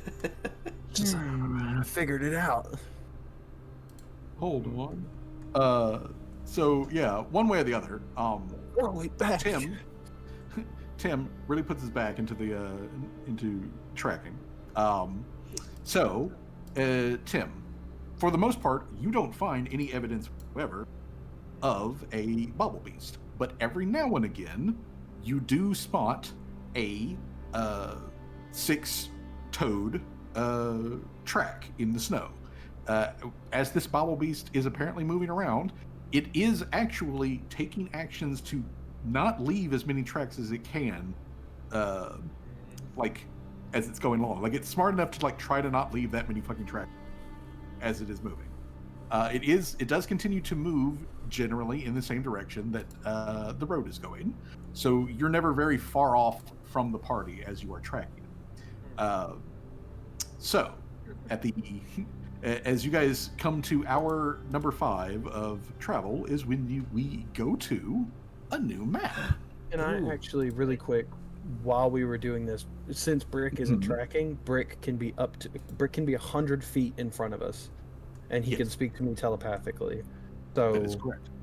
I'll send him 100 feet while I'm just keeping eye while I'm actively tracking. He's just 100 feet in front, generally looking at stuff in case maybe it crosses its path. That's perfectly doable. Brick can do that. Okay. Alrighty. So, let's go to the border. To the border. To the border. We're here. Oh, You're here. Oh, I see. Now, if everyone would let me know, can you, at the bottom of the map, control your miniature, and does your mini have vision? yep. It better Holy shit. because, like, man, did I spend some goddamn time on this. Sure This can. looks really good. This looks really good. Yeah. Yeah. Really good. That's Yeah, I can move. good. I really hope the Alright. VOD like really captures how good this looks on the. Yeah, this is pretty. This is fantastic. Oh, and the trees casting different shadows behind it. Oh, Ow! it's All good. right. Okay. So, you will, like I said, you will find yourself bottom on the trail as y'all come up to the border crossing. You will also notice down here, Gulpo is on the map, Ooh. as that will be important, but Gulpo is down here. Oh no. Can I carry Gulpo? So, Not in the bag, but just on I my mean, shoulder. technically you can, but like Gulpo really does not want you to do that. Ah, gotcha. All good. Yeah, Gulpo Okay. prefers to be in contact with the earth. Ooh, makes sense. But yeah, when you guys do get up here, as you're approaching things, Gulpo is, trotting along in the back, just kind of like skittering along and doing that whole thing. Like, if anybody looks directly at him, his very first action is to sploot into like pile of dirt mode, kind of thing. But as you guys get up here into the area, you'll see on the map here, like if you zoom all the way out, from your characters, like let me specifically click on like brick here, Control L, so I can see what brick. You can see partially these built up earthen mounds, basically, which create walls, and they are terraced. So that you are aware, these terraces, like from the ground level that you are to the first terrace here, that is a rise of 20 feet, and then it's another rise of 20 feet to the next terrace up, and then the actual peak is another 20 feet up. So the peaks of these things are off 60 feet above your head. These trees are 15 to 20 feet tall themselves. Each of these single stories, so their roofs peak at about 14 to 15 feet. And you can probably some of you maybe partially see that down on the other side of the gap over here, there is a very narrow but tall tower.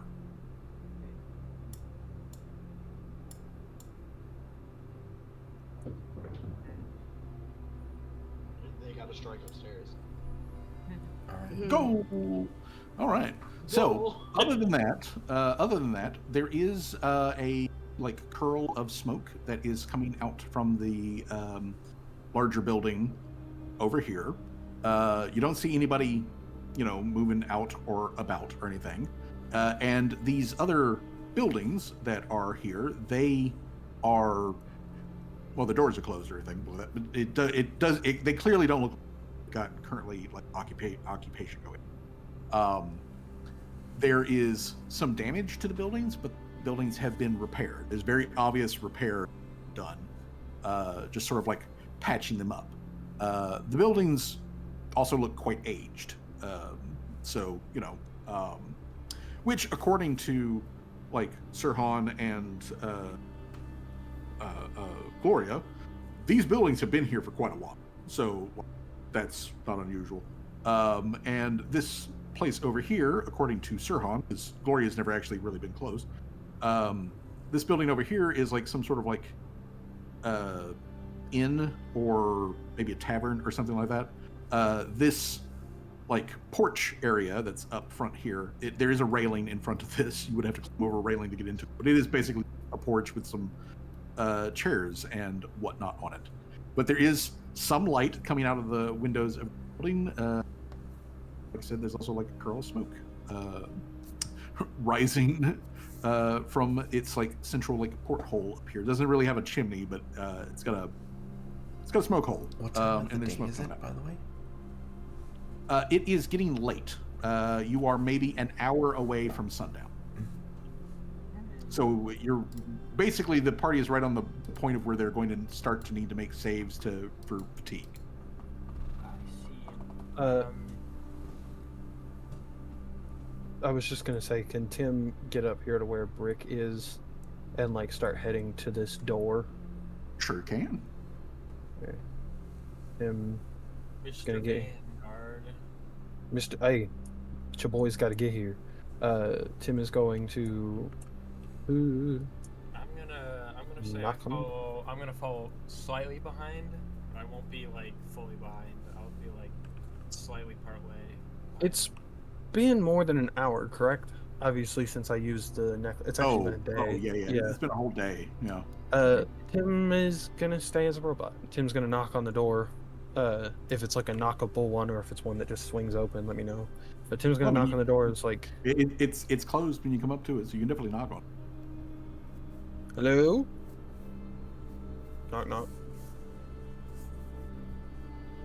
We're open. Come Hey. on in. Tim is going to step in. Is it alright if I bring my dog in? Sure. There in the middle of the room, Tim, as you open up the door, you see what looks like a human guy. He is very narrow-shouldered, narrow of hip and waist, kind of a willowy built dude, who has like a shawl on and has like this like lace mask or like veil thing like hanging over his face, and he's right there at the like the warming his hands as you like enter in, but he like claps them together and stands up straighter, and he says, "Welcome to the tavern. How can I help you?" Oh, howdy. My name's Tim. I'm traveling with some of my compatriots. We're looking to get to the Crescent Moon pits. We have another traveling companion with us, wants us to get there, so we were wondering what we need to do to get there without causing a ruckus. Well, you just follow the road. But it is getting dark and it is very cold. That's true. The rest of my crew is getting kind of tired. How much would it be for a night for 1, 2, 3, 4, 5? Say about 8 people. Well, I don't really charge for beds or anything. Mostly food. Well, where would we go to bed down if you have that capability in this building? Well, there's not really any beds here. Not in this building, but in the other building, points like across the street. Like, there's some beds in there. You may need like bulk up. So I hope you guys are good friends. Although if you need, warmth, particularly over the night, this is the. I've done what I can to sort of patch up the other ones, but they're a little drafty. I mean, it'll keep the snow off of you. It's a lot better than being exposed, but it's going to be a bit chilly. I got you. Well, I will let them know that. I might be having some people come in here in just a second because I think they're all pretty hungry. Tim's going to step outside and just be like, all right, y'all, soup's up. Come get some food. Anything that y'all want, I got. But these buildings over here are where we're probably going to bed down for the night. or Tim looks at Callie, where most of us are going to bed down for the night. Can I do, because Callie's sick and tired of this, can I do a check to see if, like, I'm not being duped here? Like, they are human, they are a person, this is a real tavern, that kind of stuff? Well, you don't need a check or anything to tell that this building appears real. All of your senses are telling you that these buildings are real physical objects that are really physically here. Yeah. So, Tim, as far as that's concerned, yeah. However, though, the guy that was in there, that yeah, I was going he to pretty say, much immediately just walks into the back. You When hear a Tim- door like open and close, When but you do hear vaguely like him like humming, and then you hear like what sounds honestly like, like a rattling of spoons and silverware and like other stuff. This big building here, it does have a big like open brazier that's in the middle, which is providing plentiful light and warmth at the moment. Sir Han is also going to come in. I was going to say, Tim at this point is standing at this corner, waiting for him to come back around, and Brick is like full lying down right here. You said these buildings over here where we were bedding down? That's where they were Yeah. saying. That's what he said. Callie's gonna be like, don't hold she's gonna be like, you guys eat your fair share, I'm just gonna go to bed. And then she goes over to the area and she's gonna Alrighty. rest up. Mostly because she doesn't really need anything, she's just gonna walk through the portal and probably eat whatever's in the workshop again. Shouldn't just Yeah. hang out by Alright. the fire. All right. Gloria like briefly like peeks into like the well, and then she comes up over here by the wall, sort of like looks inside, but otherwise she remains outdoors. Sir Wait, Han can is I- gonna like take a seat. Yeah, Tim. I guess Tim will do the same. Tim will sit across from Sarhan. Just kind of keep an eye. Can I do like some kind of perception check to see if something's amiss? I mean, sure, you can if you want to. You can do a perception check to sort of like check the vibes if you want to, or you can like actually investigate. Well, the guy is not in here. Can I do fucking what's it called? What, detect magic? Yes, you can. I Do I think notice anything? Okay. This gives you a, as we discussed before, this gives you a sort of imprecise 30-foot magic sense. So let me click on your your dude here, and I am going to give you a 30-foot aura. Let's see here.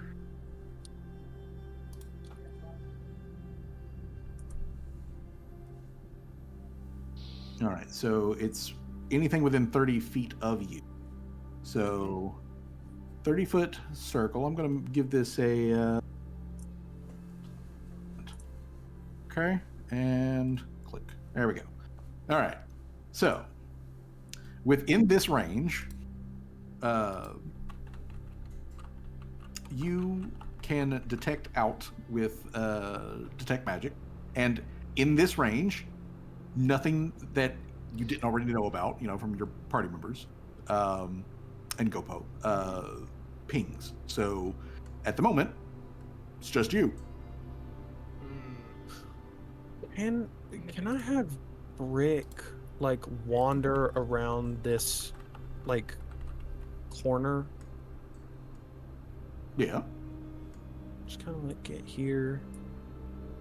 Maybe have him, maybe have him like see how stealth checky he can be to open the door. Sure. Go for it. This Brick has pretty good stealth, I think. No. Oh, it's a good roll though. That is a good roll. let's see if it's enough to get past this guy's senses. The answer is no. Shit. The answer is it- no. So like I'm gonna click on the door here to open it up. Is it a push door or a pull door? It's a push door. Okay, so And it can it's be one like, of those, oh, you wandered. and it's like one of those like doors where like it's slanted hinge, so it swings back into the closed position. Mm-hmm. So after Brick walks through it, it will like swing back closed again. It auto closes. So I have him. Brick I have can him see on make the- like. Brick can see on the other side that there's another door.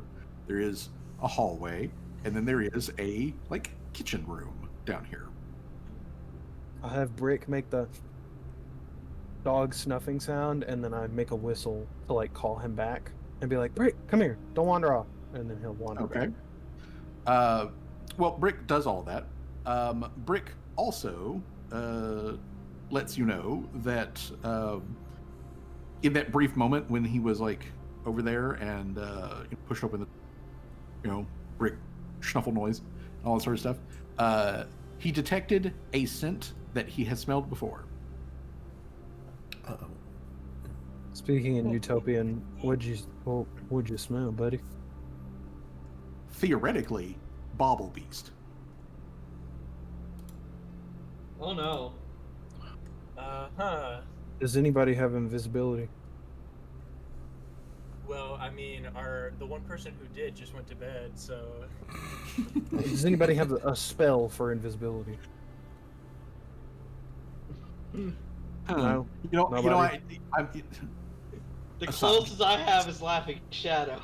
just a quick aside thing. I'm looking over here. I had just zoomed in 100% so I could see where you guys are on the map and all that. I just noticed that like with the current stacking of icons over here, that with Mr. Trimmer's behind Mr. Servos, or with Dr. Trimmer's behind us, his ears are poking up. And it gives Mr. Servo's cat ear. Of course, that's adorable. That's kind of funny. Would Brick have seen this door down here? Yes, Brick would have seen that door, and obviously between you and Brick, you can put together the 2 and 2 that leads out onto the That is deck. a low-ass helicopter. Oh. So can Tim say like out loud, it's like, I'm gonna go smoke a cigarette, and then is gonna walk, not ignoring completely the fact that he's a robot, is going to Sure. scoot his way over here and like sit at this chair. All right. So you walk through the door, come down Yep. here, out through this door, and then so on and so on. Just All right. for, Well, as you do, you come back, or as you're passing by, you see the guy come kitchen with like a platter in his hands with some food on it, and as you're going out and passing by, Seamus, there is a new ping in your magic detection over in this direction, and it is moving. It is getting closer. And is this a window? Yes, that is a window. Okay. That's why And it's you shut. can see. That's why you can see through it. Yeah. Would I, since I'm not technically bedded down yet, I'm just kind of like standing outside, would I notice him like walking out saying he's gonna smoke and then like go sit down in front of The window? in front of the window? Yeah, you would have noticed that. Callie's already like friggin' taken off. Yeah. Which good question. Does Mr. Servos enter door mode inside the building or outside of the? What's the difference? That's a weird question. It probably makes a big difference, honestly. I mean, yeah, outside would be like there's cold and whatnot, and inside it's like it's fine. I think he would assert door mode inside the building, I guess, because it's just like it would be inevitably warmer inside. Okay, so Mr. Servos is inside, being back to there. So that's where he's at, and that's where the portal is at. Gotcha. Okay. But yeah, you would have easily have seen Tim, come out and take a seat. I think Callie would be like, Gloria moves over towards yeah, railing, so she's like there next to Tim. Callie would be like, I'll be right back, and kind of just walks out, curious Okay. as to what the hell is happening. All right. Well, the guy comes back into the main room where everyone. Seamus, the magic thing that you're picking up is tracking along with the guy. So there's some sort of magic on the guy. But this guy comes back and he's got. He says, "I don't really have a menu so much. It's kind of just whatever I sort of fix every day. But I do have your choice of water or beer. Although, to be perfectly honest, the beer is kind of fucking close to water. Yeah. And how much is this going to cost us? Oh, like, I don't know. We'll figure it out. It's not like I have like set prices or anything. That is very suspicious. Can I this door right here, is it auto open? Yeah, it's a regular door that you have to push and pull it closed. Oh, I just meant it says it's open on the thing, so I didn't know if it was on purpose. Or Well, just I clicked it open because you walked out through there and whatnot. I will. Can I walk just in here? Or here, let me do a track instead of actually just doing it. So, here to here through the door, and then from there to there. Do I need to make any kind of checks? I mean, are you trying to do so stealthily? I mean, is that what you're attempting to do? Is to sneaky about it? Try and be sneaky about it. Okay. Well, I mean, you'll have to make the check because you can. And you did say this person, there's magic trailing behind him, correct? Yes, there's magic trailing with him. Can I do a perception check along with my detect magic to see if I can try and pinpoint where it is? You know what? Go ahead and make a perception check. Alright. I'm assuming with that nat 20 I get in here. Oh yeah, you can move. Go wherever you want. So the guy, after he comes back in, he places down like cups and plates for everybody, which he also has bowls of soup, which the soup looks to be like, some sort of stew, mainly vegetable, but there's definitely little floating chunks of meat in it. And then he's got a picture of water, and then he's got a picture of beer. So he's like, which do you want? Water or yellow water? Because this beer is pretty fucking close to water.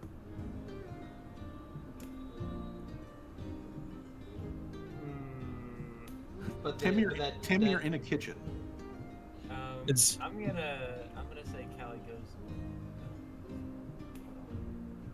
I was gonna I mean, Callie would see like Tim like look over his shoulder, go into stealth crouch mode, and like me through the door. Yeah. Is there anything in the kitchen?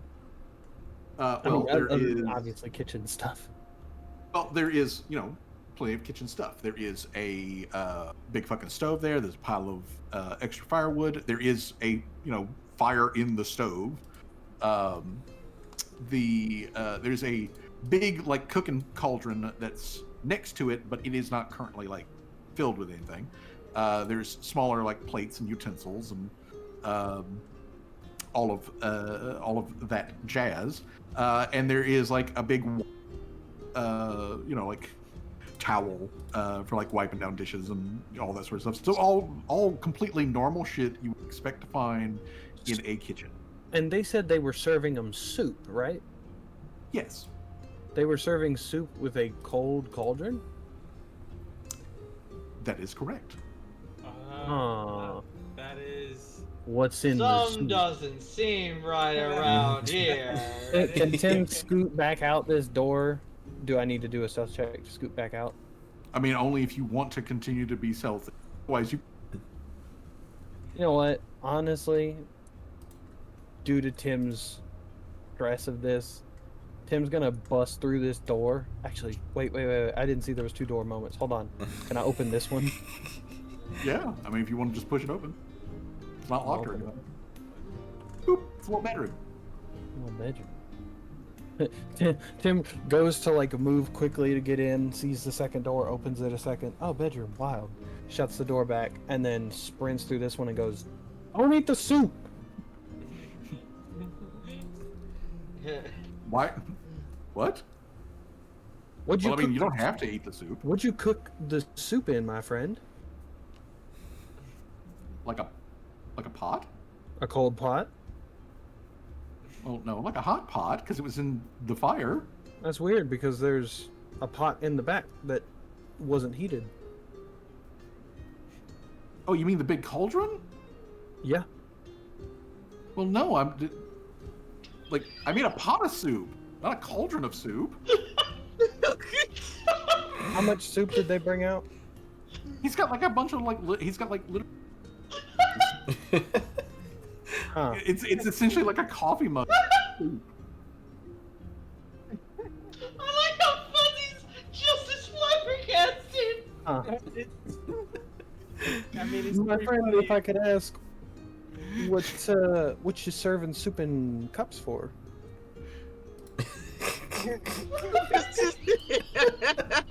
Sure, there's me here, and then there's like 8 of you.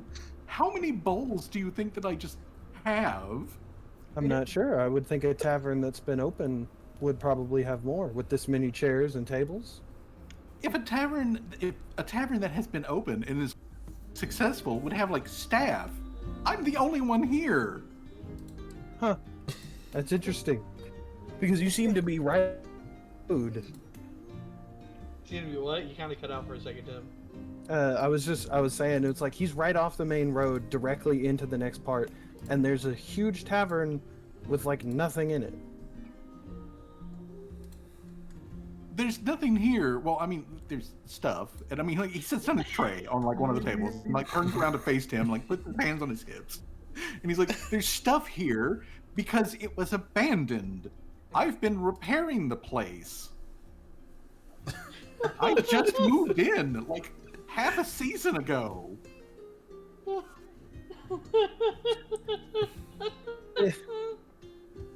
Like I serve food to the occasional traveler, primarily out of the kindness of my heart. I mean, have you seen the weather outside?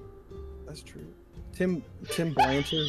Hold on. I can maybe kind of save this a little bit. Probably not, but we'll see if this. Tim blanches for a moment and goes, "I apologize for being as accusatory as we were with you.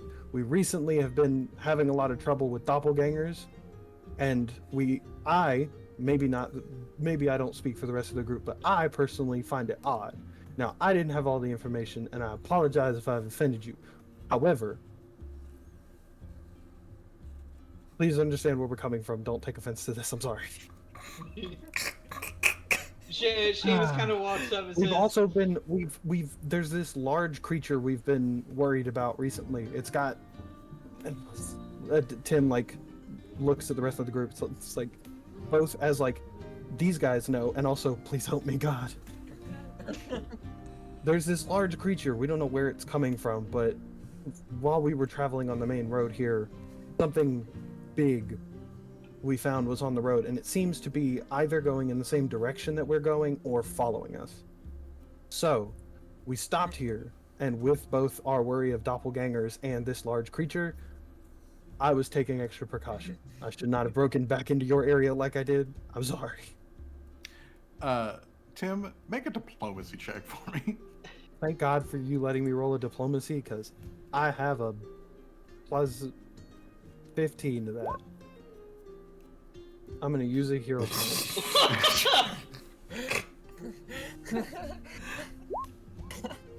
"Look There we go. Oh, God. There we go. Well, the guy just kind of like lets out a tired sigh and is like, "Okay, look,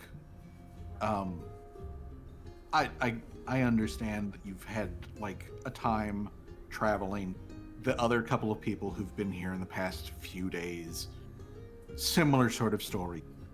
So I understand it's probably a lot of stress and what. That's kind of why I'm running this business, is to, like make a living for myself, but also to like help people who are traveling in this area because there's no other businesses out here. There's very few places to stay if you just want a roof over your head. So I don't blame you. But if you would just sit down and eat my soup and let me know, do you want a glass of water or do you want a glass of beer? Which, as I keep saying, is pretty shitty beer. It's basic. When I get better stuff, I'll give you better stuff. But today I don't have it. If it contains ethanol, it helps. Tim will take it, and Tim will take it, and then attempts to hand them like 4 gold pieces. It's like as both apology and potential help in your new flourishing business. All right. You know what? Seamus kind of follows through, but instead of 3 gold pieces, he gives them 2 platinum pieces. Whoa! Whoa. Callie sighs and is like, you know, I still don't trust him. I'm going back to bed, boys. Fuck this. and then walks over to Mr. Service. Fuck this shit, I'm out. I trust when my brother is cooking the food and not this guy. I prefer it. June just... Ruthie's not a great cook, but sure. June just kind of... At least he's not attempting to poison me. June just kind of like says casually, like with one elbow on the table she's sitting at, don't take it too personally. He doesn't have a brain rattling up there. One time he shut a door because it shut itself. He like tilts his head at that, and like you can see like behind the like, veil thing, you know, that he like blinks a couple of times at that, and then he looks over it.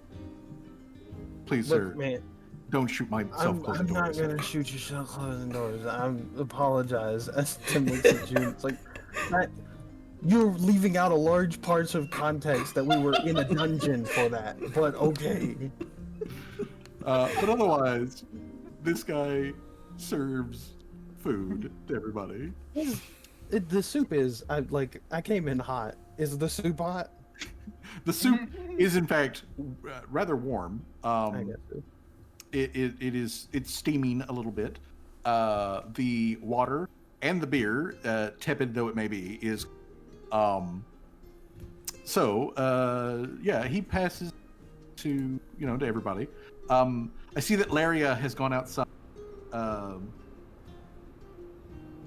So Laria, are you rooting down to like absorb nutrients? Yeah. Okay. Gloria will like put a hand or like an arm like up and over you so that you're shielded from any snow that might. So Gloria just kind of like takes. She also stepped outside because she thought like Tim was gonna cause a ruckus too. She didn't want to be a part of that. Tim did cause a ruckus. Just to be able to save it a little bit, maybe, kind of. Well, anyways, after like giving you guys food and whatnot, this guy says, well, enjoy your meal. And he takes like the platter and goes back into the kitchen. Y'all hear the door open and then like click back in. So I need June, Swag. I need Sirhan and Tim. I need all of you to make will saves. Will saves. I fucking knew it. Will saves. Callie, The DC is 23. Callie chuckling. 24. Callie chuckling in the barn by herself, like. Do I do a hero point on this? I don't got no hero That was points. pretty low. Fuck it, I'm gonna do a hero Alright, point. I'll give you a hero point, Tim, since I'm decked out. Ah, damn it. Okay, fuck. Okay, that was even worse. There you go, Tim. There you go. Thank you. All right. So, Sir the water or beer is cold and rather refreshing. The soup is thin, but like I said, it's got bits of vegetables and in it, and it is tasty and refreshing. It fills everybody up. So you've gotten nutrients and all of that sort of stuff. And it takes, obviously, several minutes for you guys to munch through your food and whatnot. But then he comes back in to the room, and then he says, actually, he walks around the brazier and he closes the door. Then he says, "Oh yeah, we briefly discussing about price."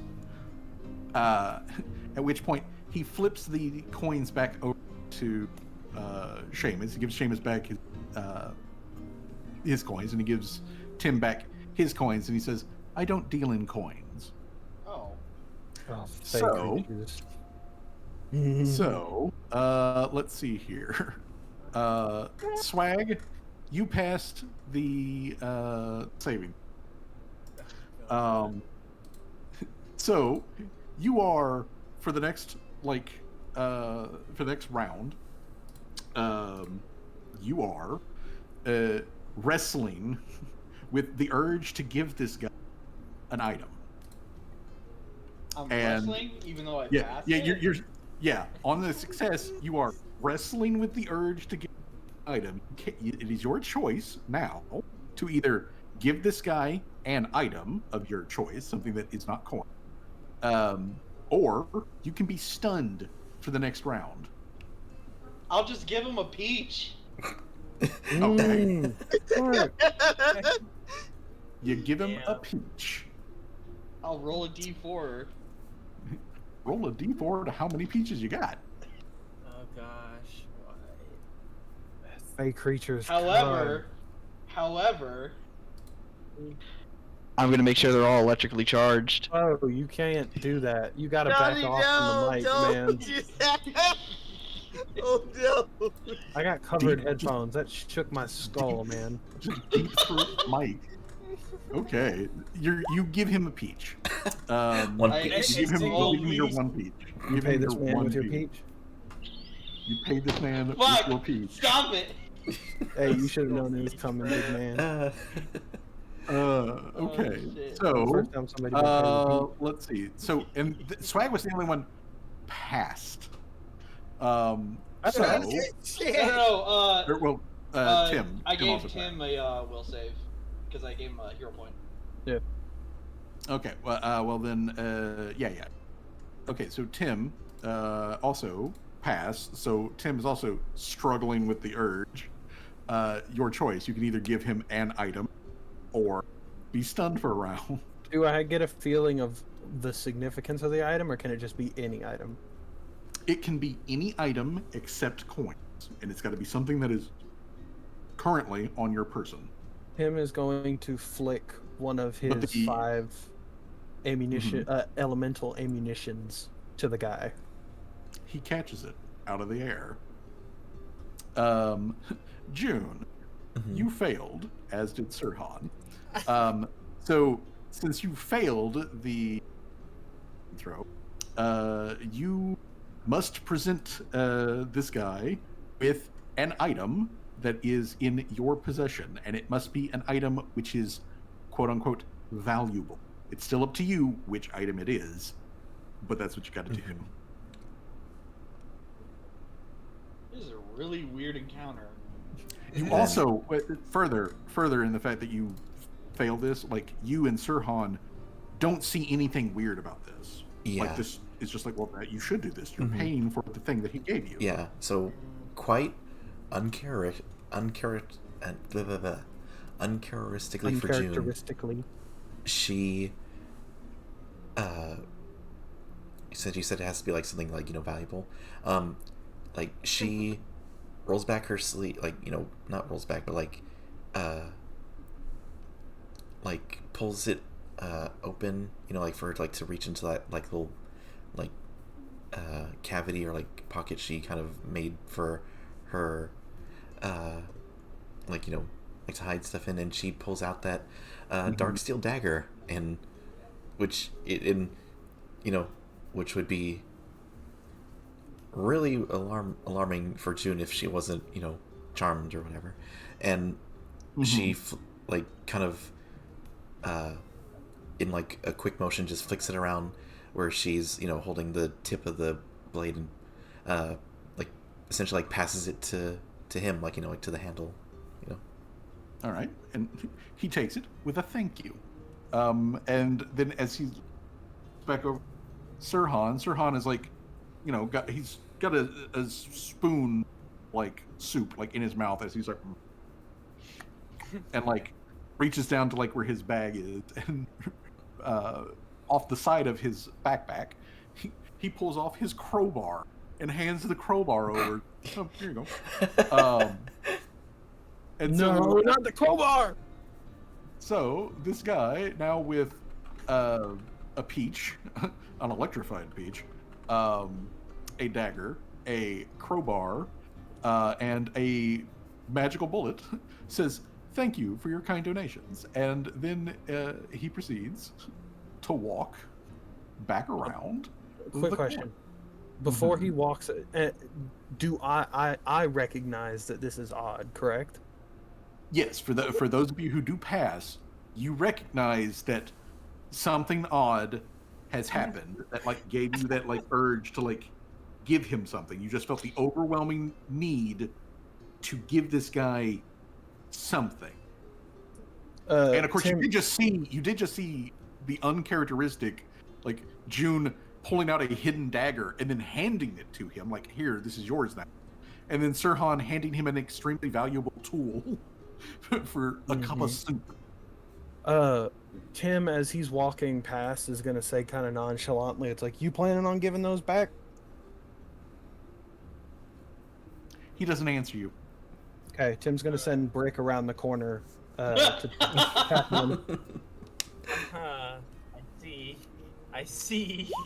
Well, unfortunately, Brick can't do that until. Well, no. I take that back. Brick can do that. Brick can. So, Tim, you send Brick around the corner. Brick sees this guy just like push open the door and like step through. So let me make sure that the door is open here.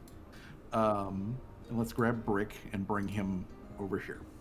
So, now this will be non-lethal, obviously. But this is honestly more to like grab them. I'm gonna roll to strike, but this is more. Well, just you have to make an attack roll for the grapple to begin with.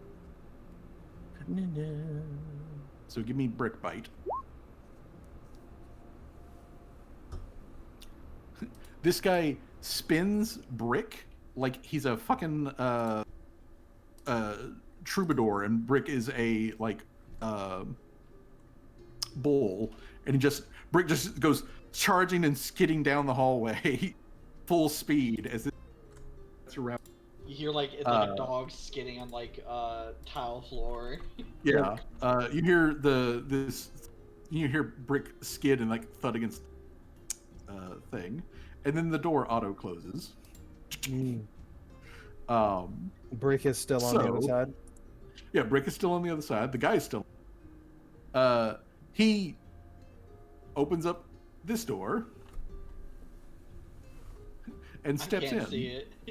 And then this door closes. So before we do anything else, now that like this has happened, I'm gonna need everybody to click on their characters and roll initiative. Oh boy. As the sun goes down. Oh, 31, hell yeah. Hell yeah. 36. 30. Yeah, that kind of makes sense that Tim would be like, Tim's on it. Yeah. Tim's ready. Locked in. Tim is on le ball. You know, I'm gonna hero point that. Sorry, I'm gonna see if I can get a higher I just initiative. got back from getting my food. Are we rolling initiative? Sure. There we are. God damn it, bro. We didn't do anything! Well, not. You ate the soup. You already did something. What do you mean you didn't do anything? You ate the soup. Yeah, but I saved the will save. Look, it's not my fault they're about to bite into an electrified peach. Wait, hold on. I gotta. Your peach is shocking, bro. Look, at least it's not. You know what? I should have made the peach charge with fireball. When they bit into it, they explode. Leatherface. Oh. That would have been kind of funny.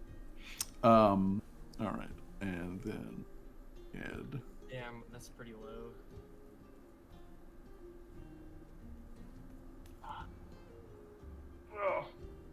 I do find it funny though that Callie's the only one who's like, nah, it's so suspicious. I ain't eating that soup. Something's up here. All right.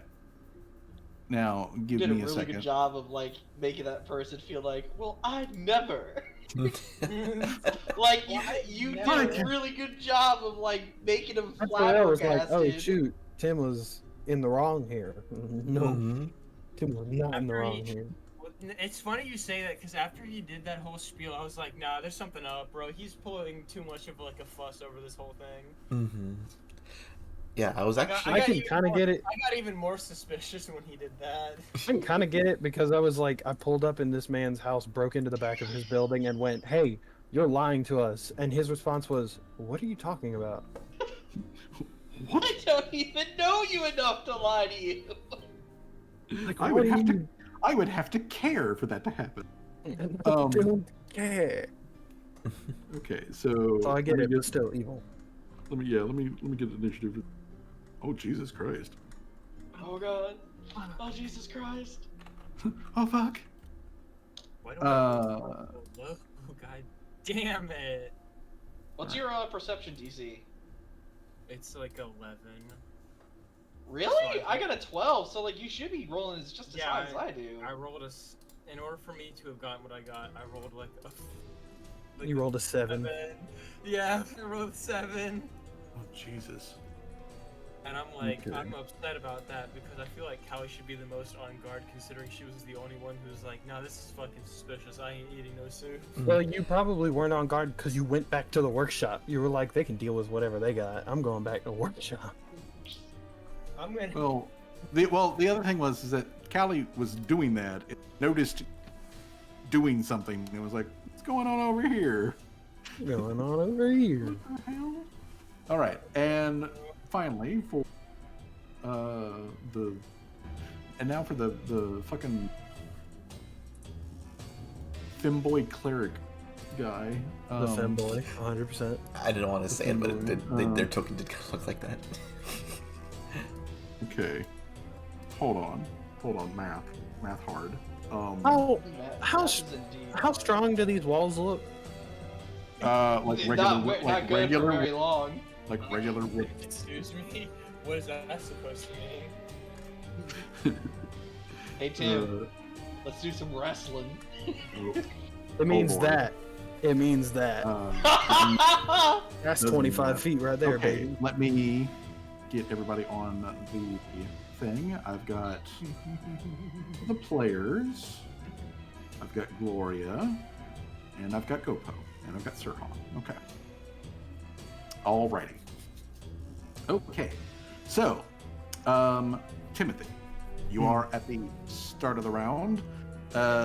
From Brick's perspective, he just got juked and skidded like fucking Wile E. Coyote style into the wall at the end of the hall. And then there was the click of a door as the other guy like stepped through, and then it auto closed behind itself. Sick. All right.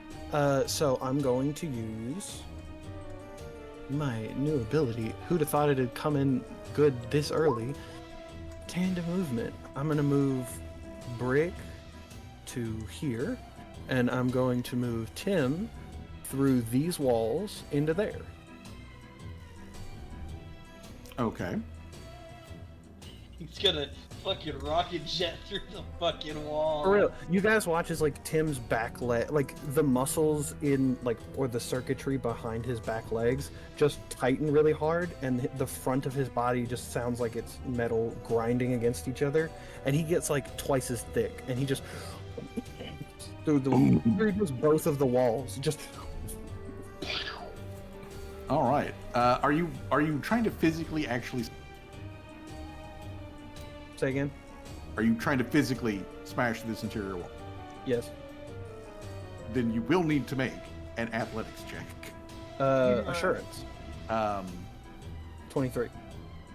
Hold on. Let me make sure of this. Because this requires me to look up object hit points. I was gonna say that's why I asked how strong these walls look. I mean, and I said like regular wooden walls, which at the time I didn't know what that exactly give you. These look like regular walls, but I get it. Yeah, let's Who go. would have guessed that he would have done what he's doing pretty well? Wooden wall. Defense DC 15. Does it say the HP? Oh my god, did they seriously not give me any fucking sauce? I'm gonna throw a tantrum, bro. They do this every fucking time, bro. Yeah, There's that's no the third time you've sauce. talked about sauce, and they don't give you sauce. Bro, how do they forget? We specifically say remember to get sauce every time. Dude, every time you ask for extra sauce or extra this or no, or extra They're like, sauce no. or no onions, they always like do the opposite of what you do or what you say. Yeah, they do. They get negative sauce. They They remove the sauce from the burger. Okay. All right. Wooden structure. Okay. So, wooden interior structure. This is not like super thick or anything like that. So what? With assurance, what is your athletics DC? It is 10 plus my athletics. That is 23. 23. Okay. That will not allow you to auto through this wall. You will need to roll an 11. You would need to roll one higher than that in order to go through the wall. Careful, that's tinfoil in there. Will going through these walls while sprinting, will breaking through each wall require an action? Well, you would need to take the action of movement. This happens as you're going through it, so it's not really an action. The movement is the action. This is just a consequence of that action. Yeah, and I guess technically I would only have to go through one. It would just be this wall because Yeah, these you two just are have to go through pre-swinging the doors. one- I just have to bust this wall. Yes, you just need to bust this wall. These doors auto. So you want me to roll? So give me an athletics check. The DC is a 24. Boom. You smash the wall down. No reaction. When he hears brick hit the back wall, when you watched him wince for a second as brick hits the wall, 14 different like metal slates shift on the front of him, and he stands up, bolts towards the wall, and just goes straight through it. Just full like Leroy Jenkins. he's in this room. What does he see? Well, as you smash through this wall and you get in here, there is a bedroom. There is currently, however, no innkeeper in here. You do see on the bed all of the objects that were given to the innkeeper. Looks like they were just dropped there in place.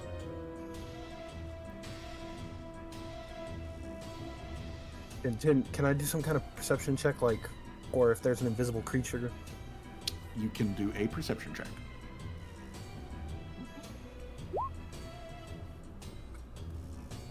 As best you can tell, there is no invisible. The only other thing that really like stands out as being odd in this otherwise small closet-sized staff bedroom kind of like thing is that obviously it's not on the map, but there is actually like a very small this top corner, and on that table there is a yellow colored little rock that's there. It looks like it looks almost exactly like the red one that you guys found out in the forest. Huh. Huh. I wonder what we're fighting. Tim like looks at it and is like gonna look around, and he says out loud, never hunted a bauble beast before, but I wonder how it would look. And then I'm gonna try and roll an intimidation check. Actually, instead of that intimidation check, Tim, go ahead. What? No. Actually, yeah. Make your intimidation check. Do it. Oh God. Yeah, do it. Oh, do it, because I'm suddenly concerned. I'm suddenly like just wild to know if you could even make this check. Insert Terminator noise. That's okay. So first off, with my smoke veil, I think I get a +1. Okay. Yes, I gain a +1 to intimidation.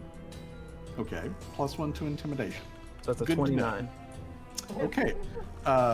Well, Tim, you say that, and you don't like. There doesn't seem to be an immediate reaction, but just like after as you use that as an action, come in, and all of that sort of stuff, you do hear behind this wall, you do hear muffled movement. So I've moved. I've Made an action to intimidate, and Yeah. you have also made an action to search. And, So that's all of your actions. well, I didn't search. I came in. I intimidated. Do I still have one action? Would you say You I have came an in, you looked around to see what was in here, because you asked specifically, like, is there an invisible? That's Oh, an yes, actual that's right, action. You're right. Okay. Yeah. That's all for my That action. is an action. That is specifically the seek action. The seek action, that's correct. Alright, well, that's all my turn. Okay. So, Tim has done that, Yep. as is appropriate. It then does a thing, and Tim, part of the wall opens up. You know, like one of the. Tim has initiated combat with the innkeeper. He started it. He took our stuff without being honest about it. So, Tim, one of the like slats, one of the wood slats of the wall, shifts a little bit, slides over, and you see the like veil, and hood and whatnot of the innkeeper, but the like, little costume gym thing that was like part of their veil, briefly glows at you. And I'm gonna need you to make a. Hold on. I need you to make a will save. Okay, also, I didn't recognize it until just now. I do have a feat called Stubborn just for will saves, so I'll keep that in mind depending on what happens with this. It specifically has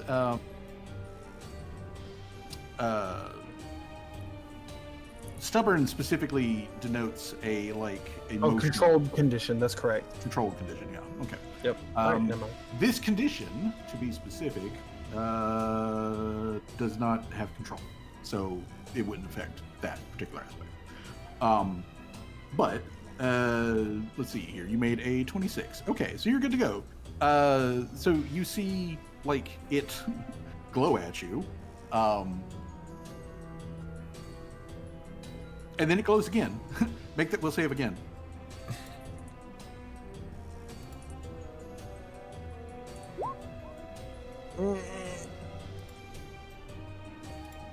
I don't have anything for that. So is that enough?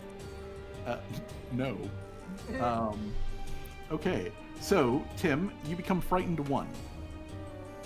I feel like I, for some reason, can't be frightened. I'm probably wrong. So you go. I'm gonna put frightened 1 on there because I don't think I have anything against that. Okay.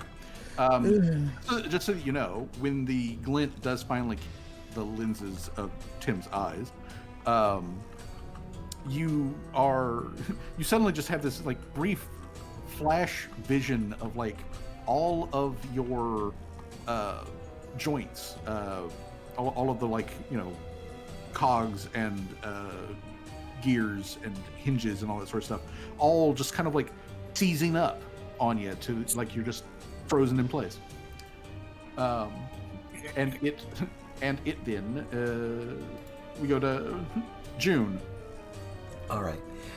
June is going to like mid bite of like the soup, like see just him leave a Tim-shaped hole in the wall, and just stands up and goes, "Tim, what the hell are you doing?"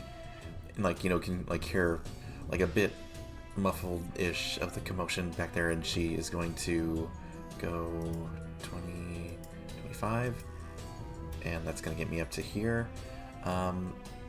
She can't really see too much. She's going to move again, get into here, and stop. You know, I guess that's going to be her movement. And go, "Tim, what the hell is going on? What are you doing?"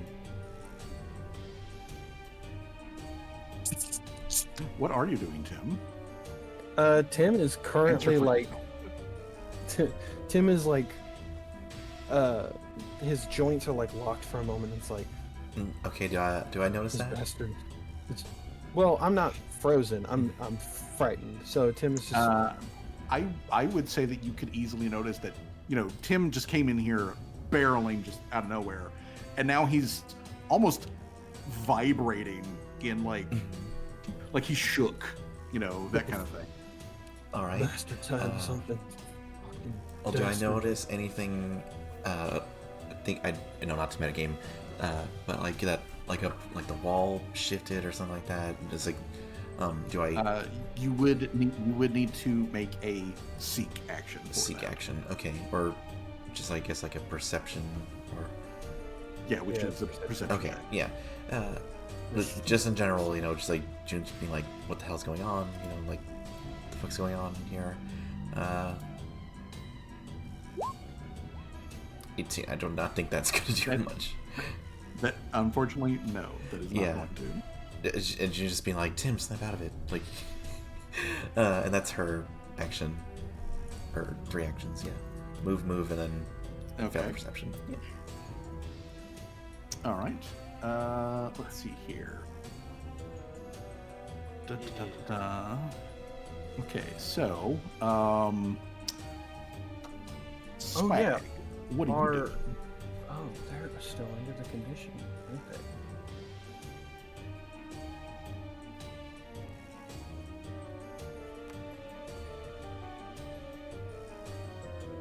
Johnny, you there? Yeah, I'm there. You just kind of cut out. I didn't hear what you said. What's Swag doing? He is gonna walk through the Tim-shaped hole and see what's going on. I'm glad I made a tunnel. You have made it. Right, So that is. Looney Tunes ass fucking temple. Oh, okay, so it's like 20. It's literally 20 feet. So that's like literally my whole movement for my first action. Okay. Wham bam, thank you. Come on. I don't think you can go through the wall unless the GM moves you. It's alright. So I'm right here. I still cannot see shit. So, I noticed the door is opening. I'm like, "Oh, June, you didn't realize? Apparently we were under some kind of spell." What? Yeah. Not sure if you noticed, but and I kind of whispered to her. The guy asked us for something, so I gave him one of my peaches, but I electrified it. He's gonna be in for a shocking surprise when he bites into it. So Oh, Seamus was didn't. that the- So Seamus didn't fail the save either. I thought it was just Tim that didn't fail it.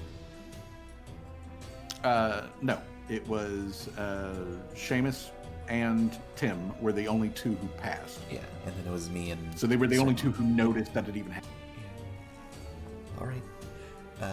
And he continued to say to June, "We also find it a little weird, huh, that you gave up, you know, that dagger of yours that we just got."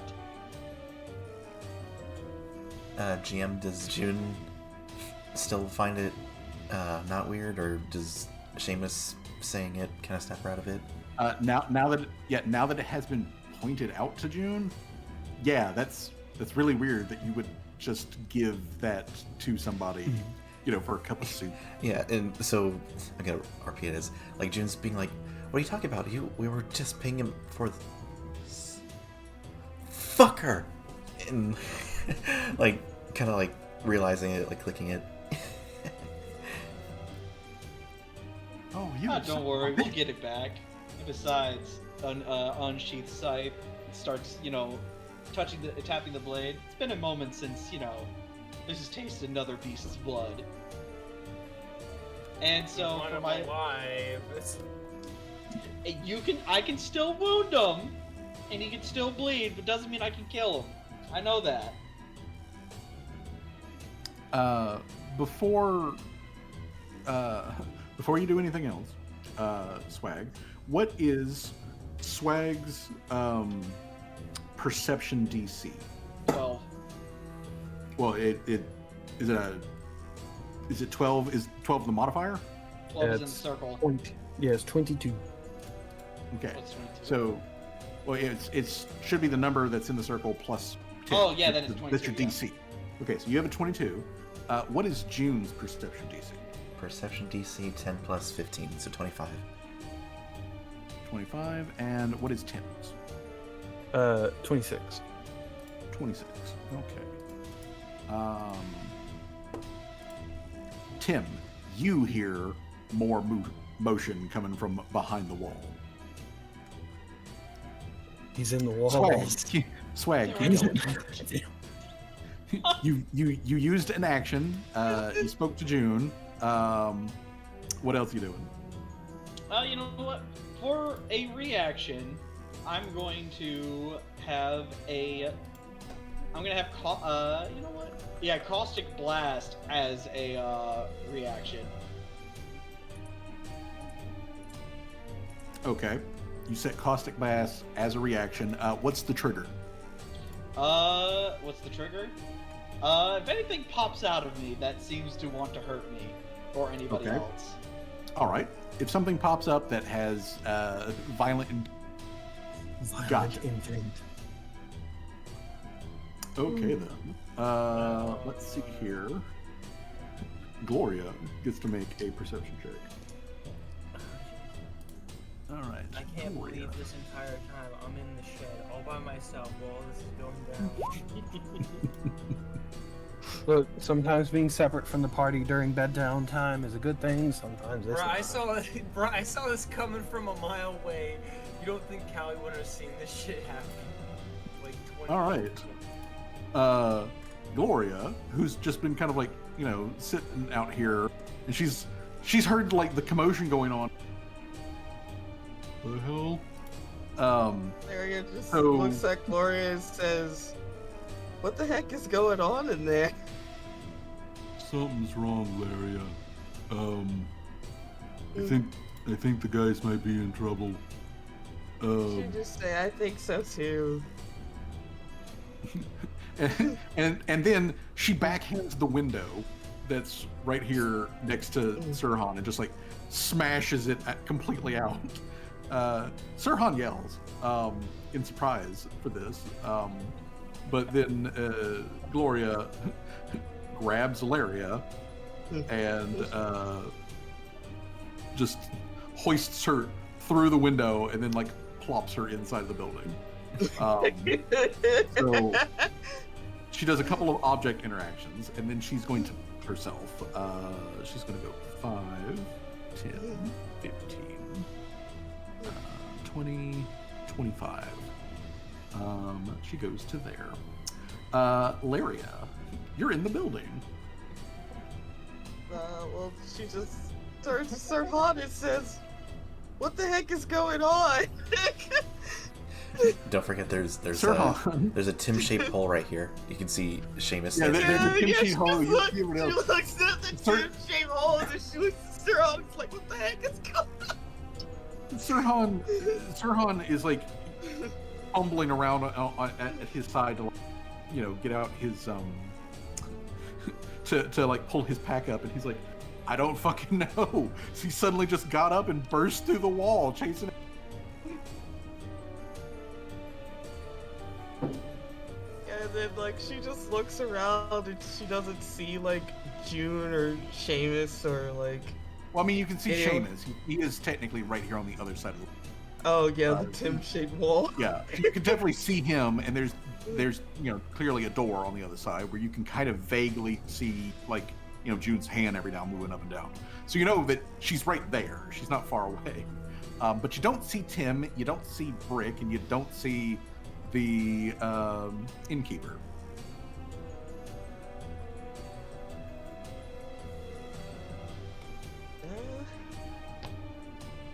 Well, I'm just thinking like, what the heck do I do? What spells do you have right now that would be useful? What spells would be useful?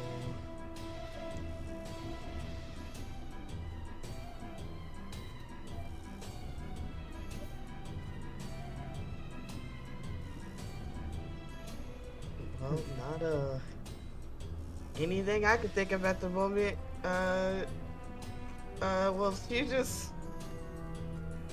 Well, what she is going to do is she is going to, I guess, just cast a shield, and then she's gonna set a reaction. All right. Because she sees like, I guess, Seamus, and if she sees like anything like happen, she'll just set a reaction. Okay. I guess what just. what is your reaction?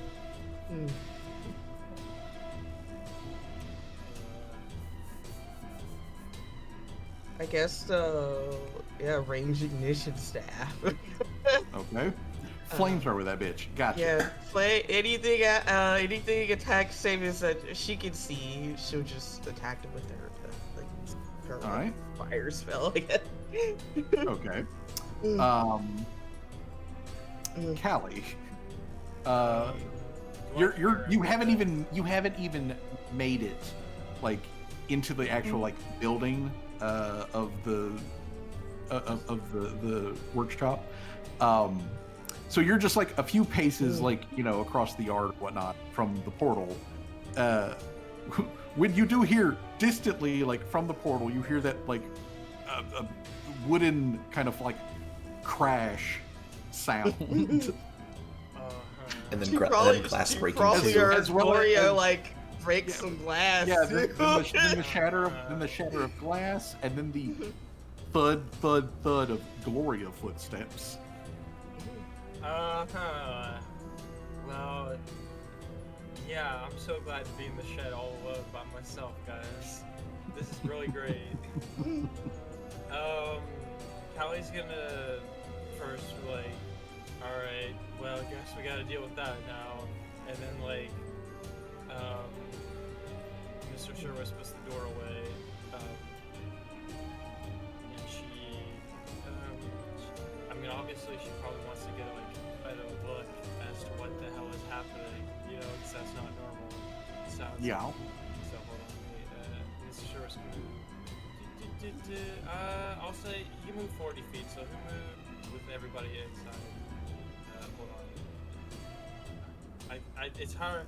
He's gonna move 40 feet over there. All right, so 5, 10. Hold on, I'm trying to move you. 5, 10, 15, 20, 25, 30, 35, 40 gets him right to the door. Oh damn! Wait, can I look in? Okay. Yep. Do I see anything when I open Well- the door?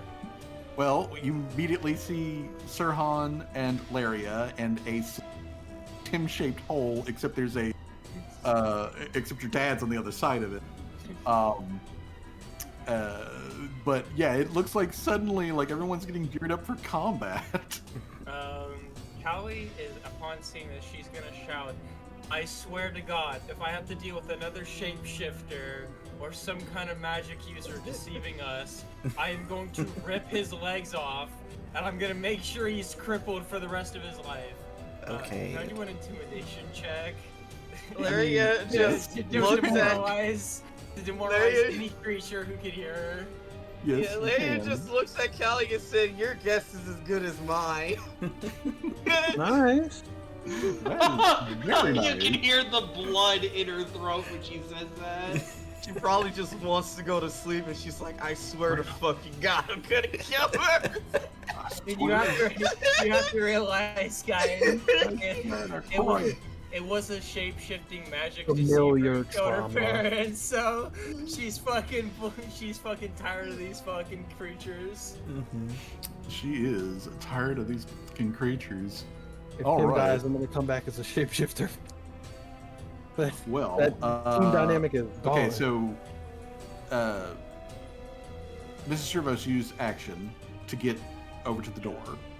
Callie uses an action to demoralize. Callie's got actions remaining. Mhm.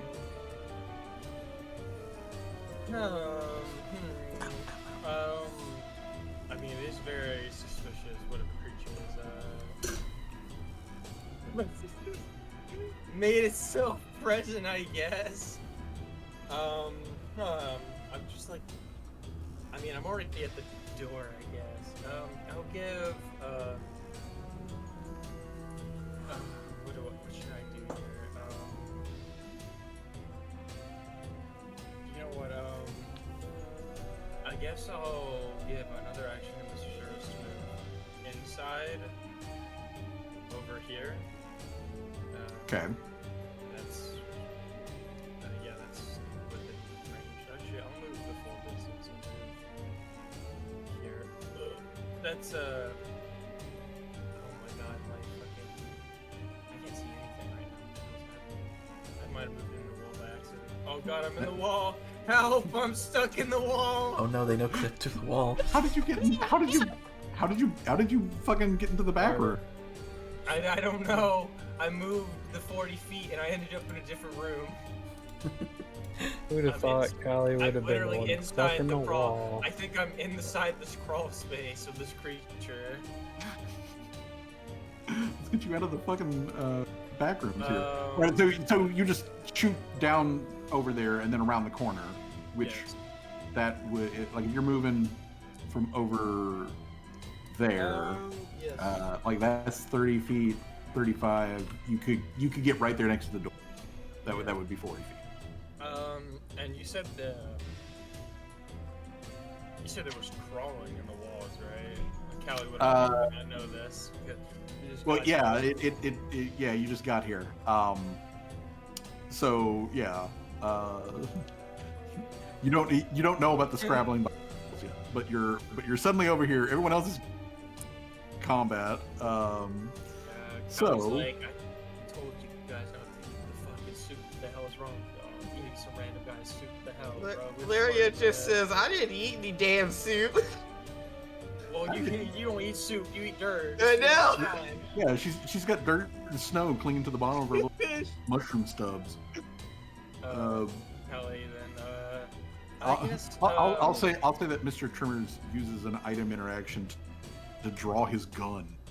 Yes. Callie will use her last action as a reaction. If Callie hears any more scuttling around in the walls, she's gonna throw a bottle of alchemist fire at it. Okay. Duly noted. I will Sirhan. burn this whole damn place down if I need to. It Sirhan does not uses bother me. uses an action to get to his feet. He uses an item interaction to, or excuse me, not an item interaction. He uses his special ability to like suck dirt and whatnot off of Laria's toes. Oh, To Footman, She no. is wearing boots, by the way, like. yeah, You he, But they're, he he but they're pulls up like he pulls her up this boots thing to are give him, like are cut at the bottom. I will say that. yeah. It's a special ability called Suck Toes. Oh. God. He uses an action to Dude, become Monkey D. do Freaky. He becomes Monkey D. Freaky for one. Jesus. No, don't Um, cut toes and gaps. No, he uses his special ability to pull like dirt and rocks up to his hands, so that his hands become lethal weapons. Good. So he can like punch real good. And then he's going to like make a move. I am going to give him I'll give you a will save. He does not know why everyone is I who gave them soup. But like he's not gonna argue with the group. So he's just gonna move around and be like, "The fuck is going on?" Gopo does the splooting that Gopo is so famous for. Gopo, activate sploot. Sploot. Here we go. Gopo activates sploot. All right. Right back. As we come around to a new round, however, there is a change. Oh. I was gonna say my frightened condition is gone now. Actually, no.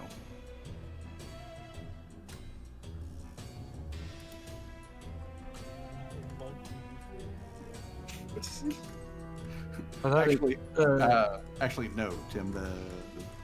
That condition does not end until you actually make another save. the end of the turn.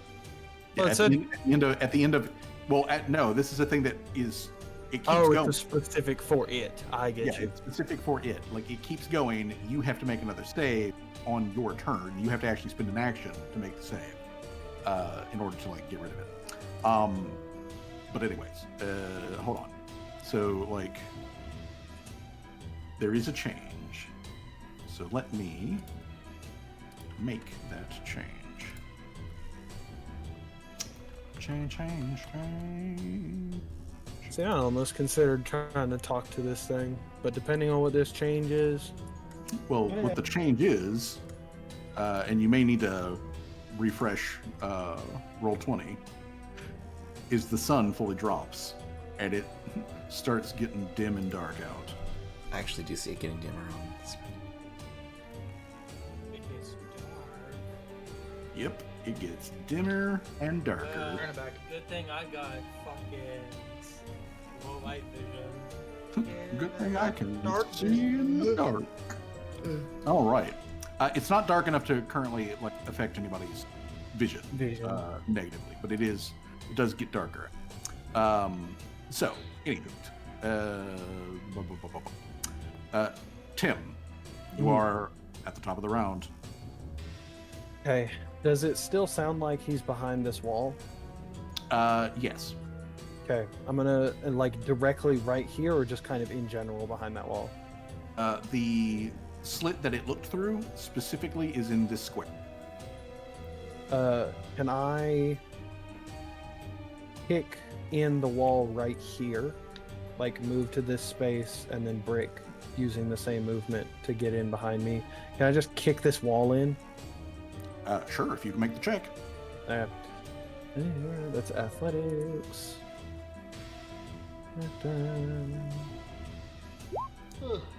And that is good enough. Yeah.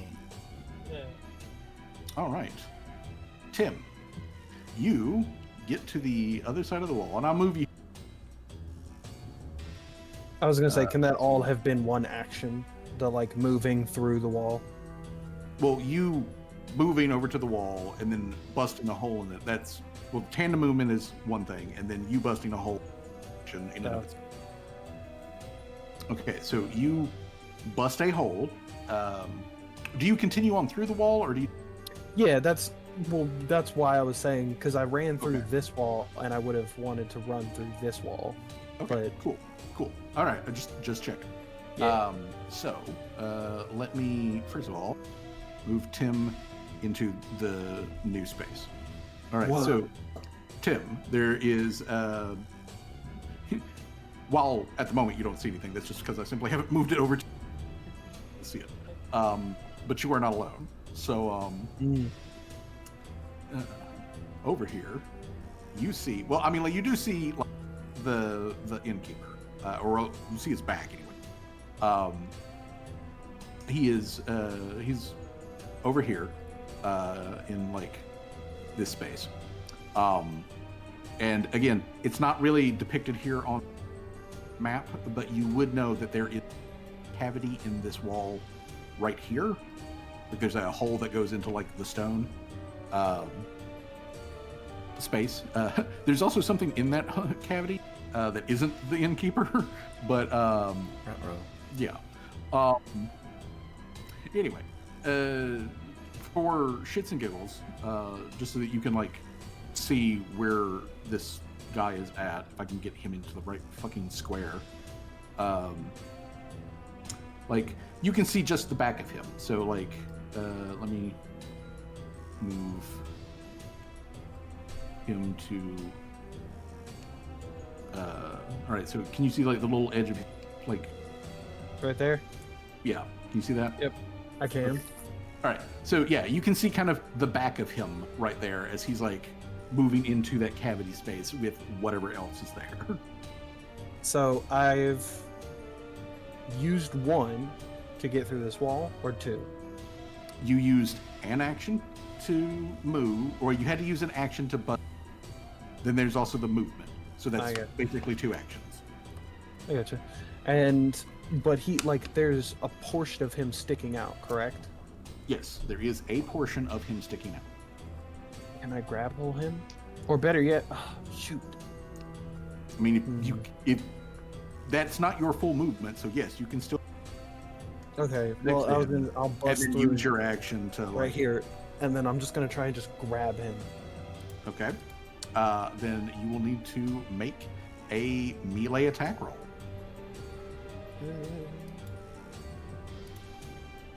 I have grippy. Just like normal armor. Grippy. Nurse. All right. Well, that's going to succeed versus this guy's athletics DC. So, you grab him. Only a coward runs. I'm just gonna hold him there. Just be like, don't you dare. I don't Who think... said I was running? As it's now his turn. Oh. So, Oh, do I have to do a will save for the frightened condition? yeah, you will need to do a. Bada bing. Hey. All right, you are no longer frightened. Tim in a chase is not afraid. Sure would be a shame if he just did it to you. Nah. I say nah. I mean, you can say not all Oh, you want. want me to roll it again? No. You grapple him, but I need to, because he turns and he turns in your direction, Tim, and he does not look the same. So, let me replace him with his new token, and let me show you what his new token looks like. It's in the Oh snake god, person. the shape-shifting things, they're looking for the rock. I have it in my bag. Oh! You see this thing? This is what it looks like. This is what it looks like now. Oh, that's ugly. Yeah. Guys, Uh, we're smarter than this. We've already dealt with shapeshifters like 3 fucking times before. Yeah. They're so fucking common in this game. I know, I swear. Our DM must have How something he to do says with to it. the rest of the party. Our DM must have a but- thing for shapeshifters. Tim But, says to the air. But the creature, the innkeeper, reaches back, like you basically have like grabbed like back of his like shawl and hood and all that sort of stuff, and he turns back and to sort of face you with his now like severe lack of a face, but he also like reaches back with his hands, which have also like elongated in sharp crystalline looking claws, and he gives you a little tickle on the core. No, my core. He gives you a little tickle. What's Tim's AC? 26. 26. Okay then. What the fuck? 26. Tim's All got right. Tim's beefy, bro. Tim, you and I have the same AC. So? You're. I mean, What's that supposed to mean? He's supposed to be tanky. Okay. You should have a stronger AC. Well, maybe you just have a high AC for a wizard. That is true. You know what? You're right. No, Actually, you're right. He does have a very high Thank AC. you. I was gonna say everybody else is sitting at like 23s, 24s, ever and heard of me muscle and the whisperer wizard are before? sitting at 26. Okay. I would expect the wizard with like 20 hit points to be at a 26 otherwise. Technically, They're gonna my get AC is the smacked. same as my hit points. They are what is known as a glass There's the cannon. point. Yeah, they are really a glass cannon. And this is gonna be painful. Oh no. The Okay, difference so is I first have of all, 88 hit points. Tim,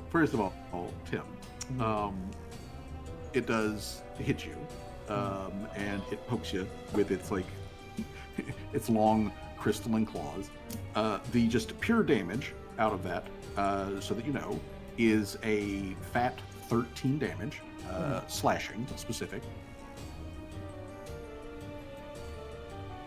And then on top of that, I need you to make a fortitude save. Not bad. Good.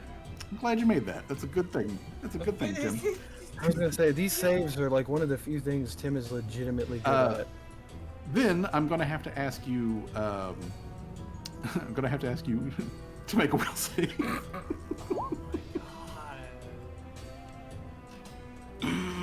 Oh god. All right. So he hits you. He hits you with the will save again, and you're. That is hilarious.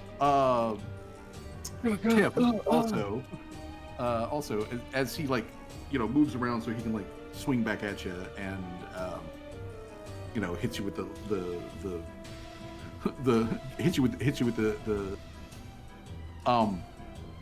you can see that like behind him, like the thing that looked vaguely character or figure in there, it's not an entire body. It's just an arm that's dangling from above. Like a big, beefy, 6-fingered arm. Oh, he killed. Oh. Like, And it's moving. Like, it's not dead. It's Oh, moving. great. We need to get the frick out of here. That or we all need to get. I'm just gonna drag this dude out here so whatever is in there has to follow. June, your turn. all right. Well, is Brick in the way or no? Your dagger's on the bed, by the Yeah, way. yeah. I was gonna get to that. Is Brick in the way, or can I get in the same square? You can move through Brick. Yeah. Yeah, How many actions is it to pick up an object? It is a single object interaction. All right. Well, shit. Okay, if I move, I see just a room. Do I see a Tim-shaped hole, or no? There is a Tim-shaped hole that is this corner. And do I see you can Tim? follow through easy enough. Do I see Tim holding? You do see Tim, and he's currently holding on to, as far as what June can see from here, what looks like the shawl of the like innkeeper guy. Damn it! And she's going to pick up her dagger in one hand, and the peach is also on there, and also the crowbar, right? Yep, the peach and the crowbar. She's going to pick up the peach in her other hand. Okay. So is that two actions? That would be a single. That would be a single object. Okay, of action. okay. Just scoop them both up in one hand. All right, then. God, I'm trying to think of what to do here. Well, partially because I can't really see, past that spot. Remember, the peach is also a grenade, technically. Yeah, that's exactly what June had in mind. And Tim can't take damage from friendly fire, He can't? or takes less damage from. I then. gain resistance all right, then that- 10 to any friendly fire damage. All right, then. Sweet. Then that just simplifies So things. Technically, you could just throw the peach. Yeah. Yeah, Then Tim that will be simplifies fine, simplifies things. Yeah, because June was worried about Tim getting caught in the crossfire. So yeah, she's gonna pick up her dagger and the peach, and she's just going to yell out, "Hey fucker, you forgot to eat your peach!" and throw it in there. Is that just like a ranged attack? How do we? Just give me a. Let's see, ranged. Let's see, it's a plus. Okay, I guess a d20 plus 16. Alright, so roll d20 plus 16. Ugh, well, that's a 21. All right. That is a 21. So like it hits. It hits generally in the area where it needs to. Mm-hmm. So there is splash. Seamus, what was the spell that you had charged it with? Lightning bolt. Lightning bolt. Okay. How many dice damage does lightning bolt do when you cast it? It does 4d12. Okay. Then I'm going to say that this thing does 4 electrical splash damage. Tim feels none of it. It just you watch Yeah, his it like just- robotic muscles flex hard. Just Yeah, for Sirhan and for Callie there in the hallway, there is obviously the sound of scuffle and everything on the other side, then also the like of the peach hitting, splattering against the wall and discharging. All right. I have to ask, does any of this trigger Callie's reaction of like, as soon as the guy moves behind the wall, she'll throw it after this fire at him? I mean, yeah. If you want to go ahead and roll an alchemist fire versus the wall, sure. Yeah, I do want to roll an alchemist fire. I guess. Oh shit. there you go. Okay, then do it. Boom. Okay then. Kerblamo. Callie ain't Kerblamo fucking indeed. around. She's sick and tired of these shapeshifters. All right. Okay. Well, then you know what? Let's see here. June steps in, action, picks up items, action, throws peach, action. Okay. All right. And So then all of this also triggers Callie's reaction with the alchemist fire. and June is just gonna Okay, continue so- her how do we work about continuous movement and stuff like that, or I guess because she Yeah. used I an mean, action. you can do all of this while moving. Yeah. So she's just going to step back. Do you follow through? Do you follow through the Tim hole? No, she's going to step back in here, still equipped with her dagger, and she's going to just point to the room, everybody, and say, "Tim needs help in there. There's a hidden room. Go!" And urgently. Go. All right. Callie gives her like a I already know this information kind of look, like a yeah, I kind of figured that the man was in the room already with the giant Tim-shaped hole in the wall. Your boy's Well, the making Tim-shaped tunnels hole at this here, point. There's a Tim-shaped hole here, and in this room there's another Tim-shaped hole, but I don't know if Callie can see it from there, can she? Now, Callie wouldn't be able to see the second hole, but be able to back Kind of that's infer pretty it's good. like I can infer the clink clink man ran through Trigonometry and all that. So Tim, the big ass arm that's dangling from above behind the innkeeper, it grabs the innkeeper. Oh, and then it pulls the innkeeper back and away, which you are still grappled with. I was gonna say, Do you go with, or do you let go? can I contest it? You know what? Yeah, I'll let you contest this. Give me a athletics check. Yeah, if I fail, I will go with it. oh. Okay, Alright. that's your Anybody- athletic. That's your Has athletics. anybody got a check. hero point? No. I already gave one. I'm only with Yeesh. one myself. Alright. Did you use your wild card already, Tim? Yeah. Yes, Tim's already used his wild card. Damn. All right, Tim, you go with. Yep. All right, so Timothy, let me show you where you go. I know this is probably stretching. Would you allow me to move Brick 10 feet since Tim is moving? No, Dang Tim. it, okay. You're not voluntarily figured. moving. Tim, I yeah, figured. he doesn't follow along with involved. Yeah. Okay, so Tim, you get yanked in the hole and then up a chute, which does have a ladder, by the way. But you get yanked up a chute, and now you're up here outside of the thing. Honestly, perfect. Yeah. So this guy is here, also out here, but the big arm that like pulled everybody up, that used an action to do that. Let me get them over to the token layer. Oh, Hi, oh, that is baby. unsettling. Hey, big lady.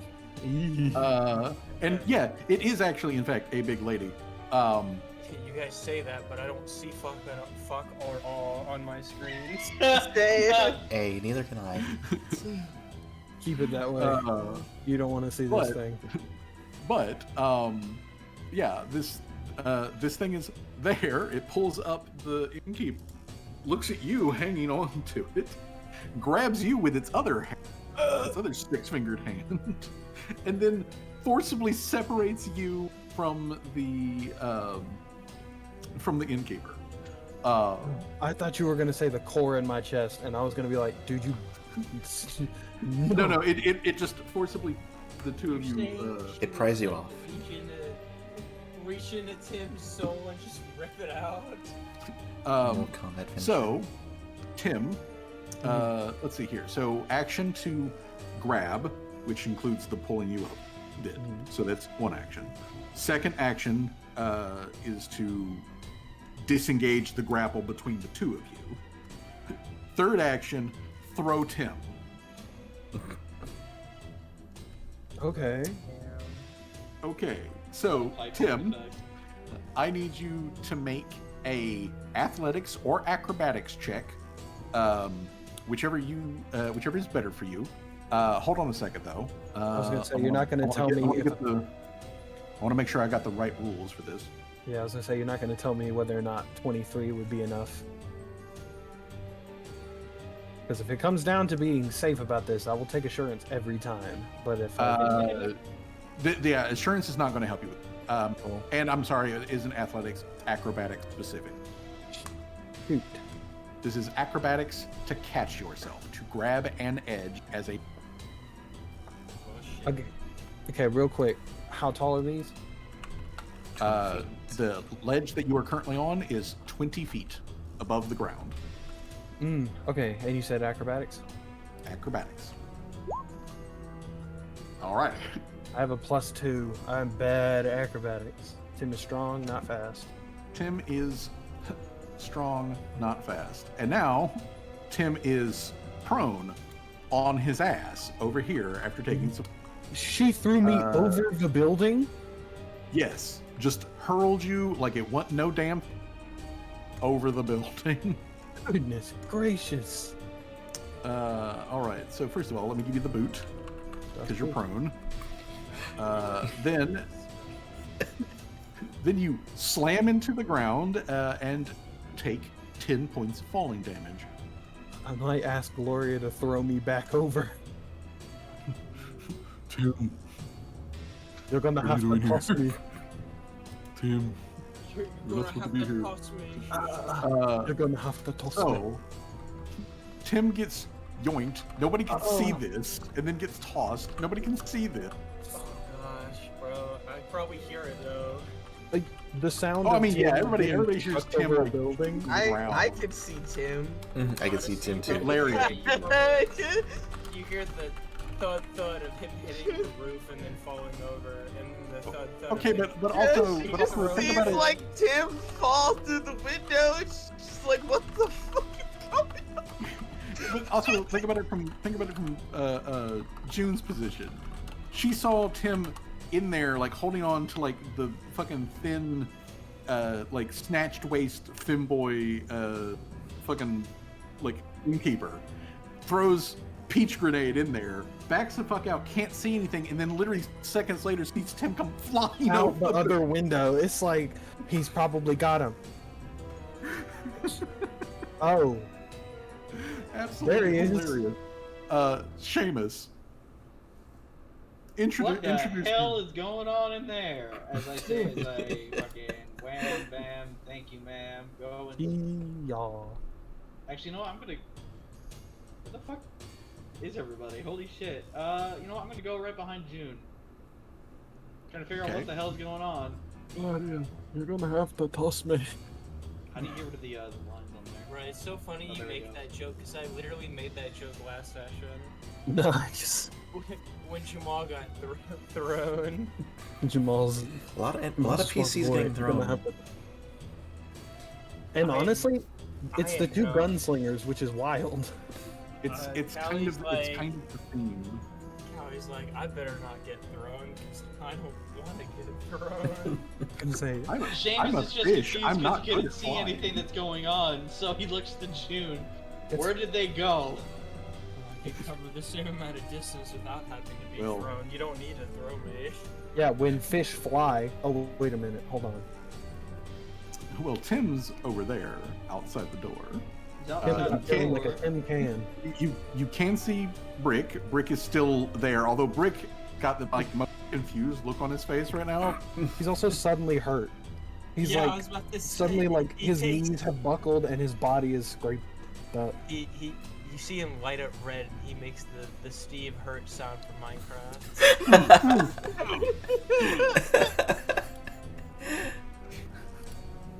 Jesus Christ.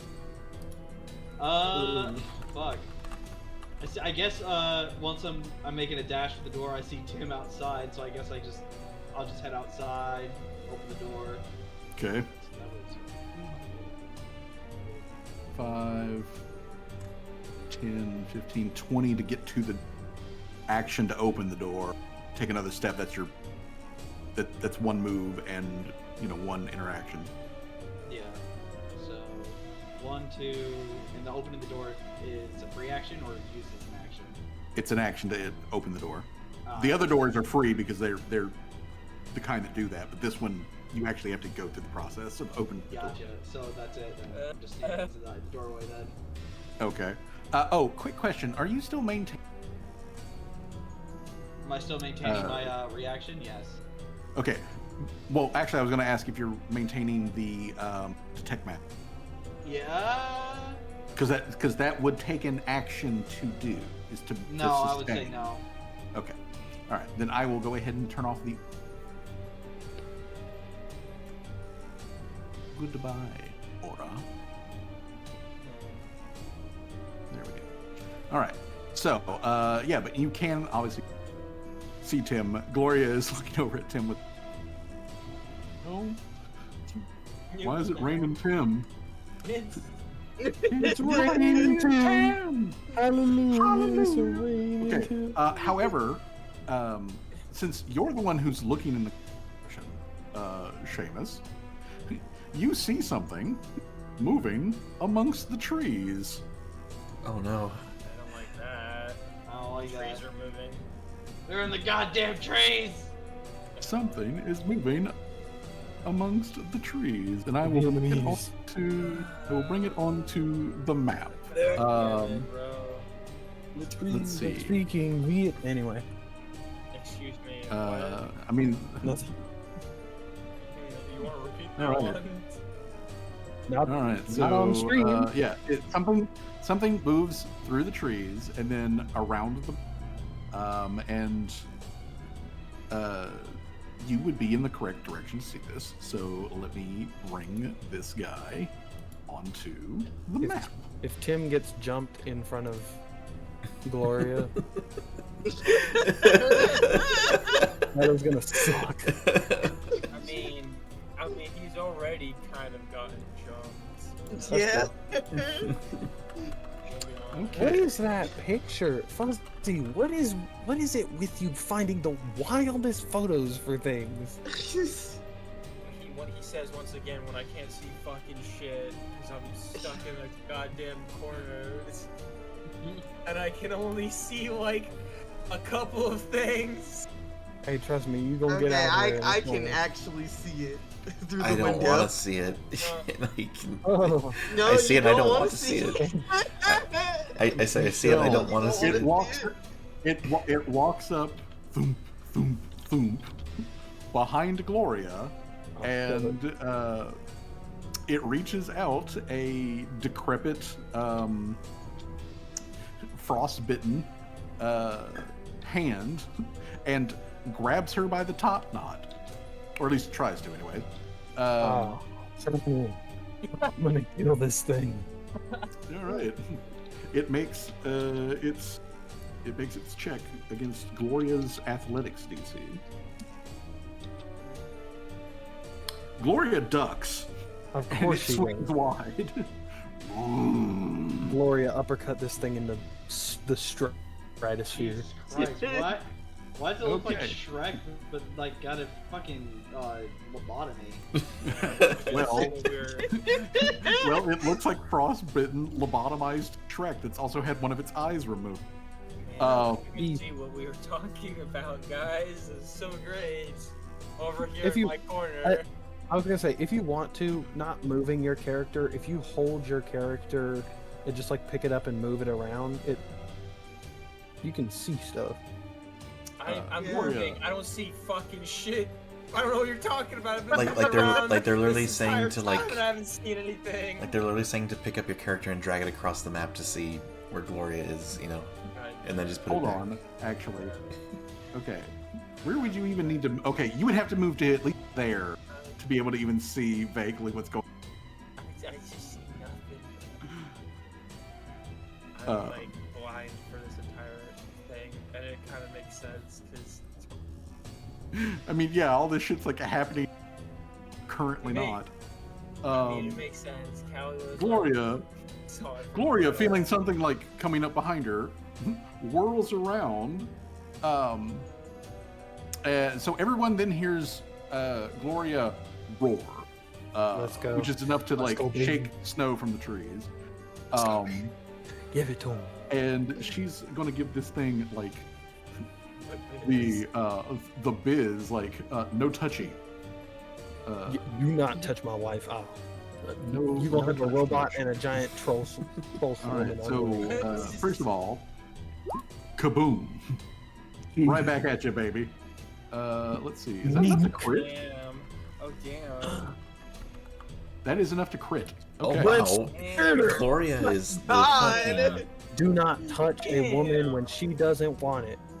Or she'll Hell literally yeah. put you on your back. 22 damage to this thing. She uppercuts it, and its jaw comes clear off, Oh, Oh god. and it just refocuses its blurry eye back on her. Gloria gives it the like has this like moment of like, normally that like kills things. Normally when I hit them, they die. Yeah, she's like, normally that kills things.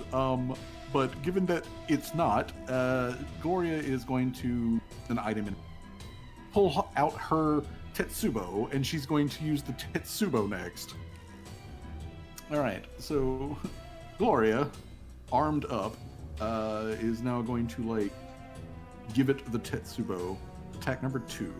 Hit him with the stick. oh, Boom. Oh damn. Non-crit does the exact same amount of damage. Gloria is Jeez. like, Gloria hits like Oh. a fucking truck every time.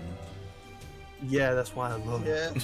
Boom! She hit hard, and this thing just sort of like farts when like she hits it right in the gut. There's like a little bit of a that comes out the back, and God. it's still standing. Her Tetsubo has raising. Mm-hmm. Good lord, that means it does double damage on buildings. Yep. Yeah. But that's all Gloria though can do at the moment. Laria, you can see this mess. Him lying on his back. Like, holy shit.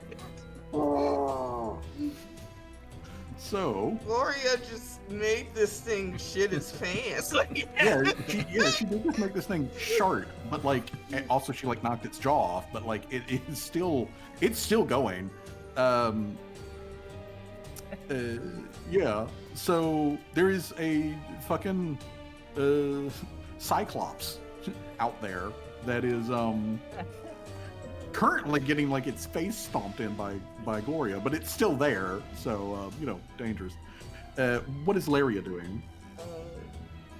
I guess you're just gonna say, Tim, how are you doing? She's like poking out the broken glass window and seeing all this. Tim's back is like dented pretty bad, but he's like he looks somewhat okay. He was like, if you could just just get me back on my feet, I should be okay. All right. Well, she's gonna make an action to go through the window and help him up. Okay. All right. It requires an action for you to get over there. Mm-hmm. Yeah, I said I took an action to get through the window and another action to help him up.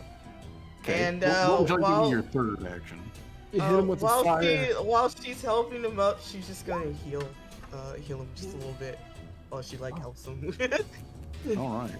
Give him the quick heal. All right.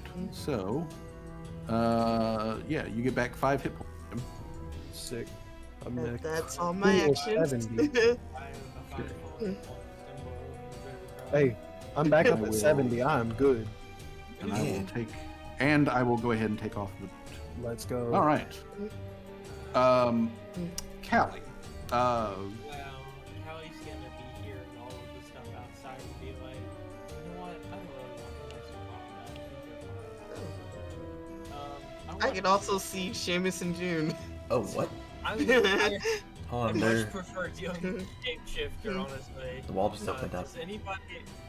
I'm trying to. Where the fuck exactly do I need to go for this?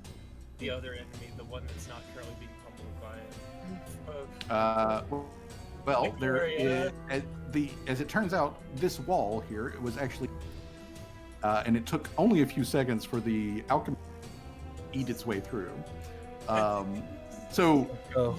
simply just kicking some of the burning pieces out of the way gives you access to the crawl space, and then there is a chute with a ladder that would then take you up top where the other things are. Yes, I want to do that. Let's go. All right. And this is a nice like, it's a tight fit for Mr. Servos, but Mr. Just like bulldozers the door or the wall in. Just. All right. So. I wouldn't need to do a whole lot because the door's on fire. I was gonna say, no service Alright, doesn't so- even put any effort. Just drives through it. You know. This puts you up here. Oh, hey, hello. Yeah, that thing's ugly. That's That thing threw Tim. Callie is Yeah. gonna, upon immediately doing that, is immediately gonna go into Master Overdrive. All Let's right. go. Would you like to crit fish? Yes, I would like to crit fish, actually, yes. All right then. Fuck him up. Oh, hey. Wow. Is it good enough or no? Yes, a 29 is good enough. Okay. Which means I rolled like a 9 or something. Yeah, you rolled a 9. Yeah, Modifier, that's bruh. absolutely wild. Hey, it's still good. Yeah, it is absolutely So wild, we're but it is probably good gonna enough. get- Okay, and then Callie's gonna be like, you know what? I'm so fucking sick and tired of dealing with shapeshifters. I lost everything to shapeshifters, and then she can have Mr. Servus beat the fuck out of this goddamn thing. Break his knees. Break his knees. Break his knees. All right. Versus Bobble Beast. The Bobble Beast has an AC of 23. I'm gonna reroll that. I'm gonna use a hero point to reroll that. Okay. There we Yeah, go. let's go. Boom. Hell Let's yeah. go. 23.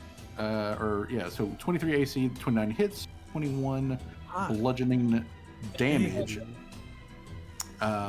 plus the 5 because I got the crit, which means I get the entire modifier. Was it 5 plus the? Hold on. You crit? Yeah, I crit, which means I should get the total overdrive, which is like my time. Yeah, you Crit on the craft check. Damage equal to half. Yeah. Critical success. Your strike deals additional damage equal to your intelligence modifier. So yeah, I get the full 5 plus an extra 2 because it's master overdrive, so I get a 7 plus a 21. Nice. All right, so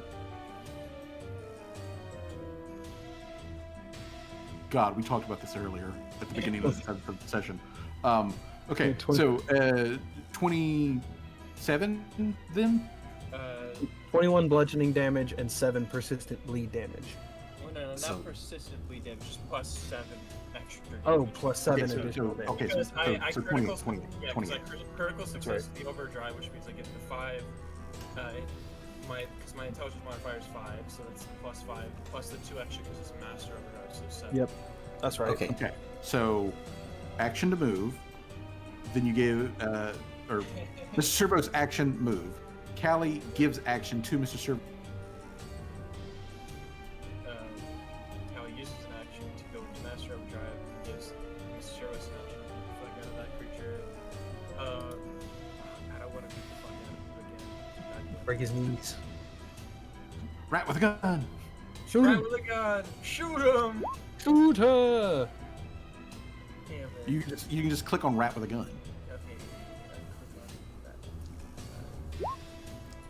Let's Yeah, go. with Dark Rat Tremors. with a gun. Nice. Let's Yes, go! Bam. 4 more damage. Hell yeah. Okay. Every piece of chip helps. Let's go. Very much. Does that mean Callie has 1 extra action as well? Okay. Mr. Servos had to use his action to he move. used, yeah, he used his action to move Callie. Now, went over okay. drive, gave 1 action to hit, and then Dr. Tremors moved and shot the gun. So Okay. All right. So hold on. Callie has Hold on. Mr. Servos uses an action. 2 moves. Callie uses an action to activate Master Overdrive. Yeah. Master Overdrive, and then gives Yes. one, and then gives a second action. Her second action gives to Mr. Servos so that Mr. Servos can then punch. Yes. That means that Callie would still have 1 remaining action, since Rat with a Gun is its own action. So Callie's got 1 action left. Clockwork Reanimator would have been cool, but I'm glad you didn't take it just because then we would have 14 different moves for Callie every round. I'm gonna do hydraulic deflection. I'm gonna suck all the snow from the surrounding area to. I was gonna say. Honestly, here is where it makes the most amount of sense. You literally just suck ice. Okay. She's gonna give the middle finger to this creature and say "fuck you." Okay then. Let's go. All right. So whips up hydraulics. All right. Sirhan has also been mostly in the dark of the entire situation. Let me just real quick check here. What is your visual range? Can you see? Okay, you can kind of see Gloria having a fight with the Cyclops outside, and you know that Callie just went through the hole in the wall up the chute, and there was a very loud, meaty whack and a gun. You know what? He's gonna step over here. He's gonna use an action Uh, hey, June, what the fuck is going on?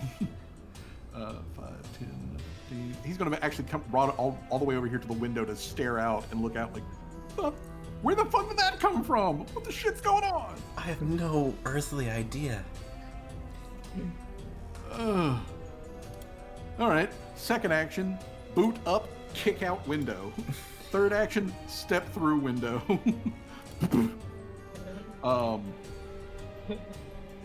Yeah, he's gonna like just flump, get his way over here. So, and then, as he does, there is more rustling. Let's see here. Who can see this? Tim. Tim could see this. Oh, Lord, what do I see? Well, Tim, I'm gonna show you what you see. The Tim bot. Like, I could probably see it too, can't I? No, actually. Damn. From your particular Okay. angle, I don't think you can. Also, I just but- noticed the line of Tim's got a line up. Anyway, keep going. So, anyways, I believe, Tim, you can see this. Mm-hmm. Well, why? Well, hold on now. Yes. Can I use my once per year nuh-uh card? Nuh-uh. No! I tried to use it and he used hands. Everybody who can not see this hears distantly, well, not really.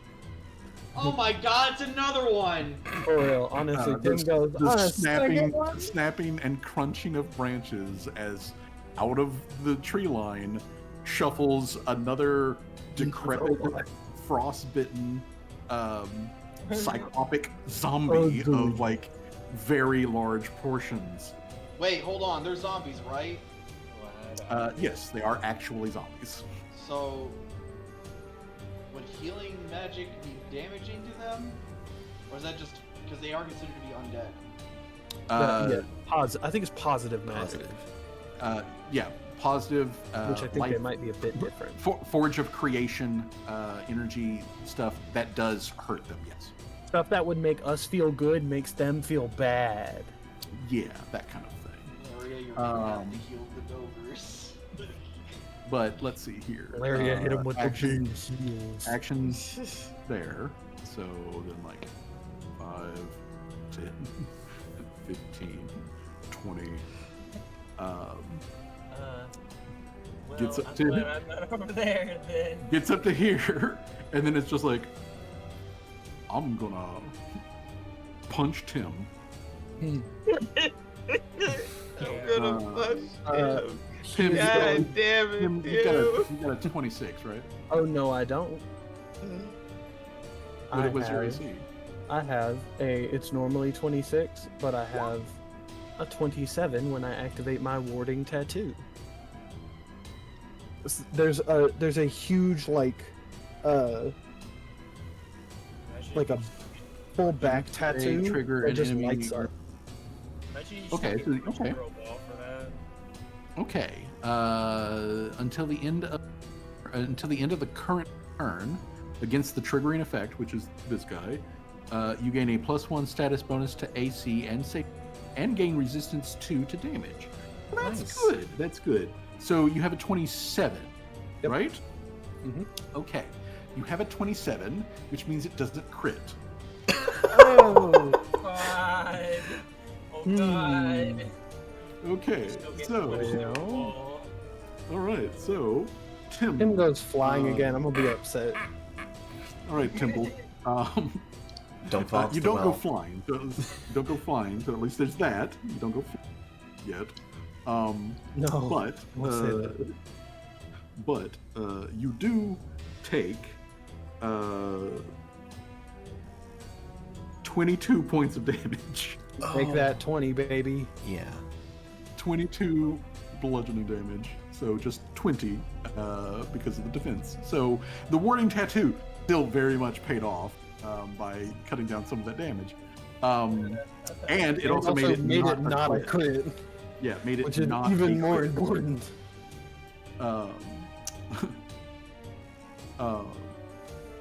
Gopo unsploots. So Gopo, nope, wrong. Don't do that. Wrong. Right. Wrong never. There we go. All right. Oh, these are Cyclopses. Gopo that in the returned notes. to. See, that's Laria. I'm sorry.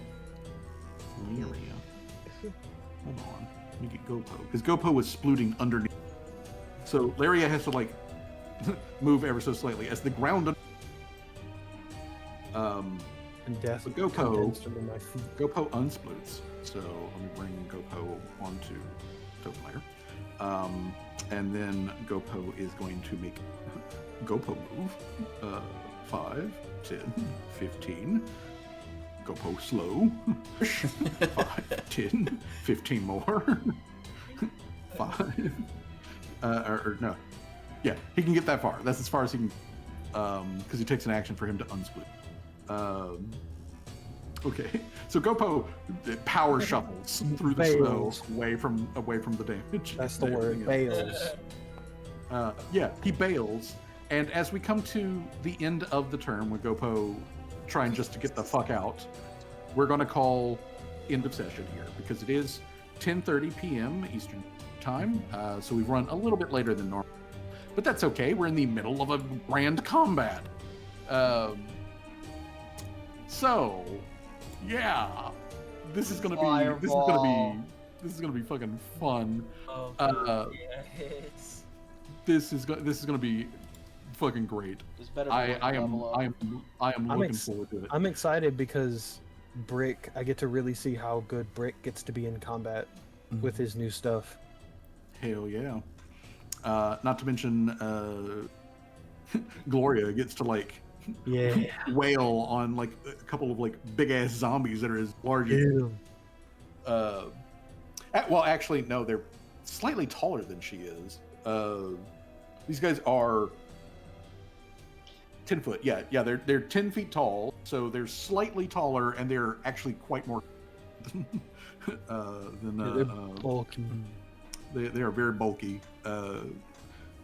Like they honestly they make Gloria look like nice and svelte. But either way, I love my lady like she is. I imagine either like way. it's actually like like when not to be grim here, but like dead bodies kind of like they bloat. Yeah. Oh yeah. Like these guys are death bloat. Yeah. But- all kinds of like blown up. It is not pretty. Scorching ray. Gas Are you and trying to heat blow us all equals up to Kingdom explosion. Come? A bust. No, let's just lead him inside the little. Let's lead him inside. No, thank you. I don't want to be trapped in here with this. Who said you were gonna be trapped? Dad's gonna get you out. You said you were gonna blow them the fuck up. Yeah, I am gonna blow the Alright. fuck up, and we're gonna have that building completely shut while I do a scorching ray at those fuckers. All right. So, Battling a fucking, what was it? A fucking. I mentioned this last session, but I'm going to have to bring this up again. I don't know at the moment if the 19th, next Saturday, is actually going to have a session, because the Thursday and Friday beforehand, I am doing split shifts in the bus. So I might be simply too exhausted to run a game. So I'm going to say that for the moment, I'm going to wait until Wednesday to kind of like get a gauge of how I'm handling it, and I'll let you know then whether or not Saturday we actually do have a game. Hopefully we will, because I love to like pick this back up next session and like so we all start throwing hands, at full blast at each other. Let's go. Do not force So, yourself. That's all I'm gonna say. Do not force yourself on our sake. We Yeah, care about your you health more know- than then like Okay. even though this was a very fun session, this was an amazing session. I would say so. Yeah. Yeah. I mean, really, honestly, I don't want to like push myself if it really comes to it. I'm not looking forward to doing that part. So hopefully, it won't be quite that like nasty. But if it is though, like takes that much drain out of me, I will know, and we'll just postpone until the 26th, which is sad. But hey, if that's what's got to happen, it's got to happen. But otherwise, as always, thank you for showing up. Thank you for putting up with my horse shit. I like I said, I am really honestly, because like I was like, you know what? I've gone kind of soft in the past couple of combats. Let's do a hard one. No, Ozzy, you haven't been though. That's the issue. uh, well, yeah. This I feel is like a very sort of like appropriate kind of sort of plus sort of encounter. There's a lot of like magic and other stuff thrown around and shit. So like I am looking forward to like putting this system through its pacing, and like watching you guys like pull either a win out of your ass. I beat the fuck out of you, one or the other. Either way, like I said, thank you all for showing up and for putting up with everything. I am going to go get myself something to drink, and I will talk to you guys later. You have a pleasant evening, and so just the pleasant rest of the weekend and your night. Have a good night. Have a good Have a night. good night. Bye bye. It's You time for tonight. Life of Brian. Yes. Mwah. Yes. Family Guy Brian. That life. No, that's Life of Brian. Brian. Brian. Stop. Whip. Brian. All right, everybody. That was a fantastic session, I would say. So that was a really great session, and I cannot wait to continue it when we do. Because again, do not want our GM to be sick or hurt themselves to make them to force themselves to run the game and then end up hurting themselves. Yeah, but that was great. So let's go ahead and find somebody to raid.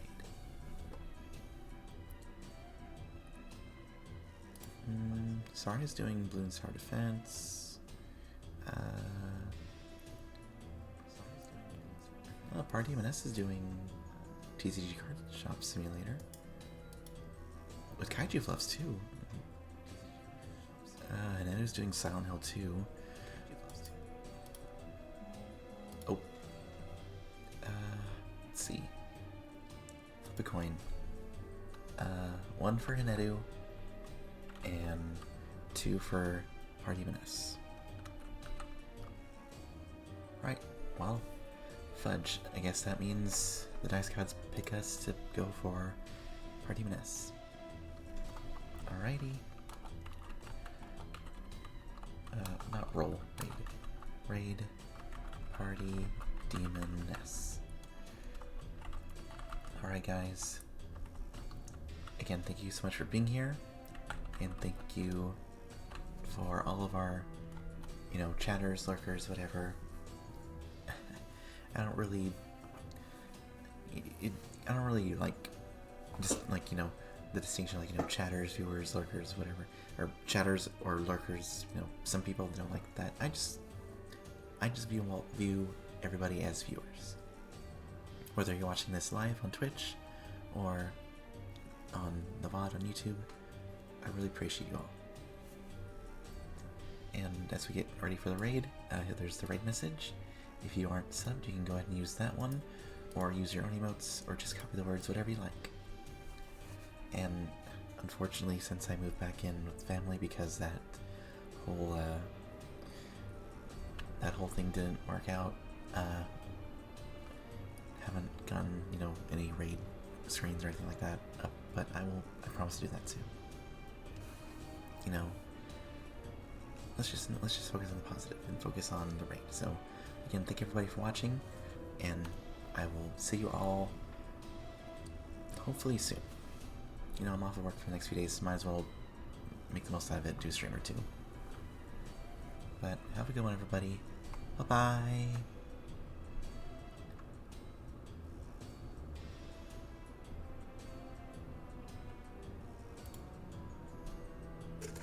Get down there, I want my drink! Dr. Odyssey is making a steamy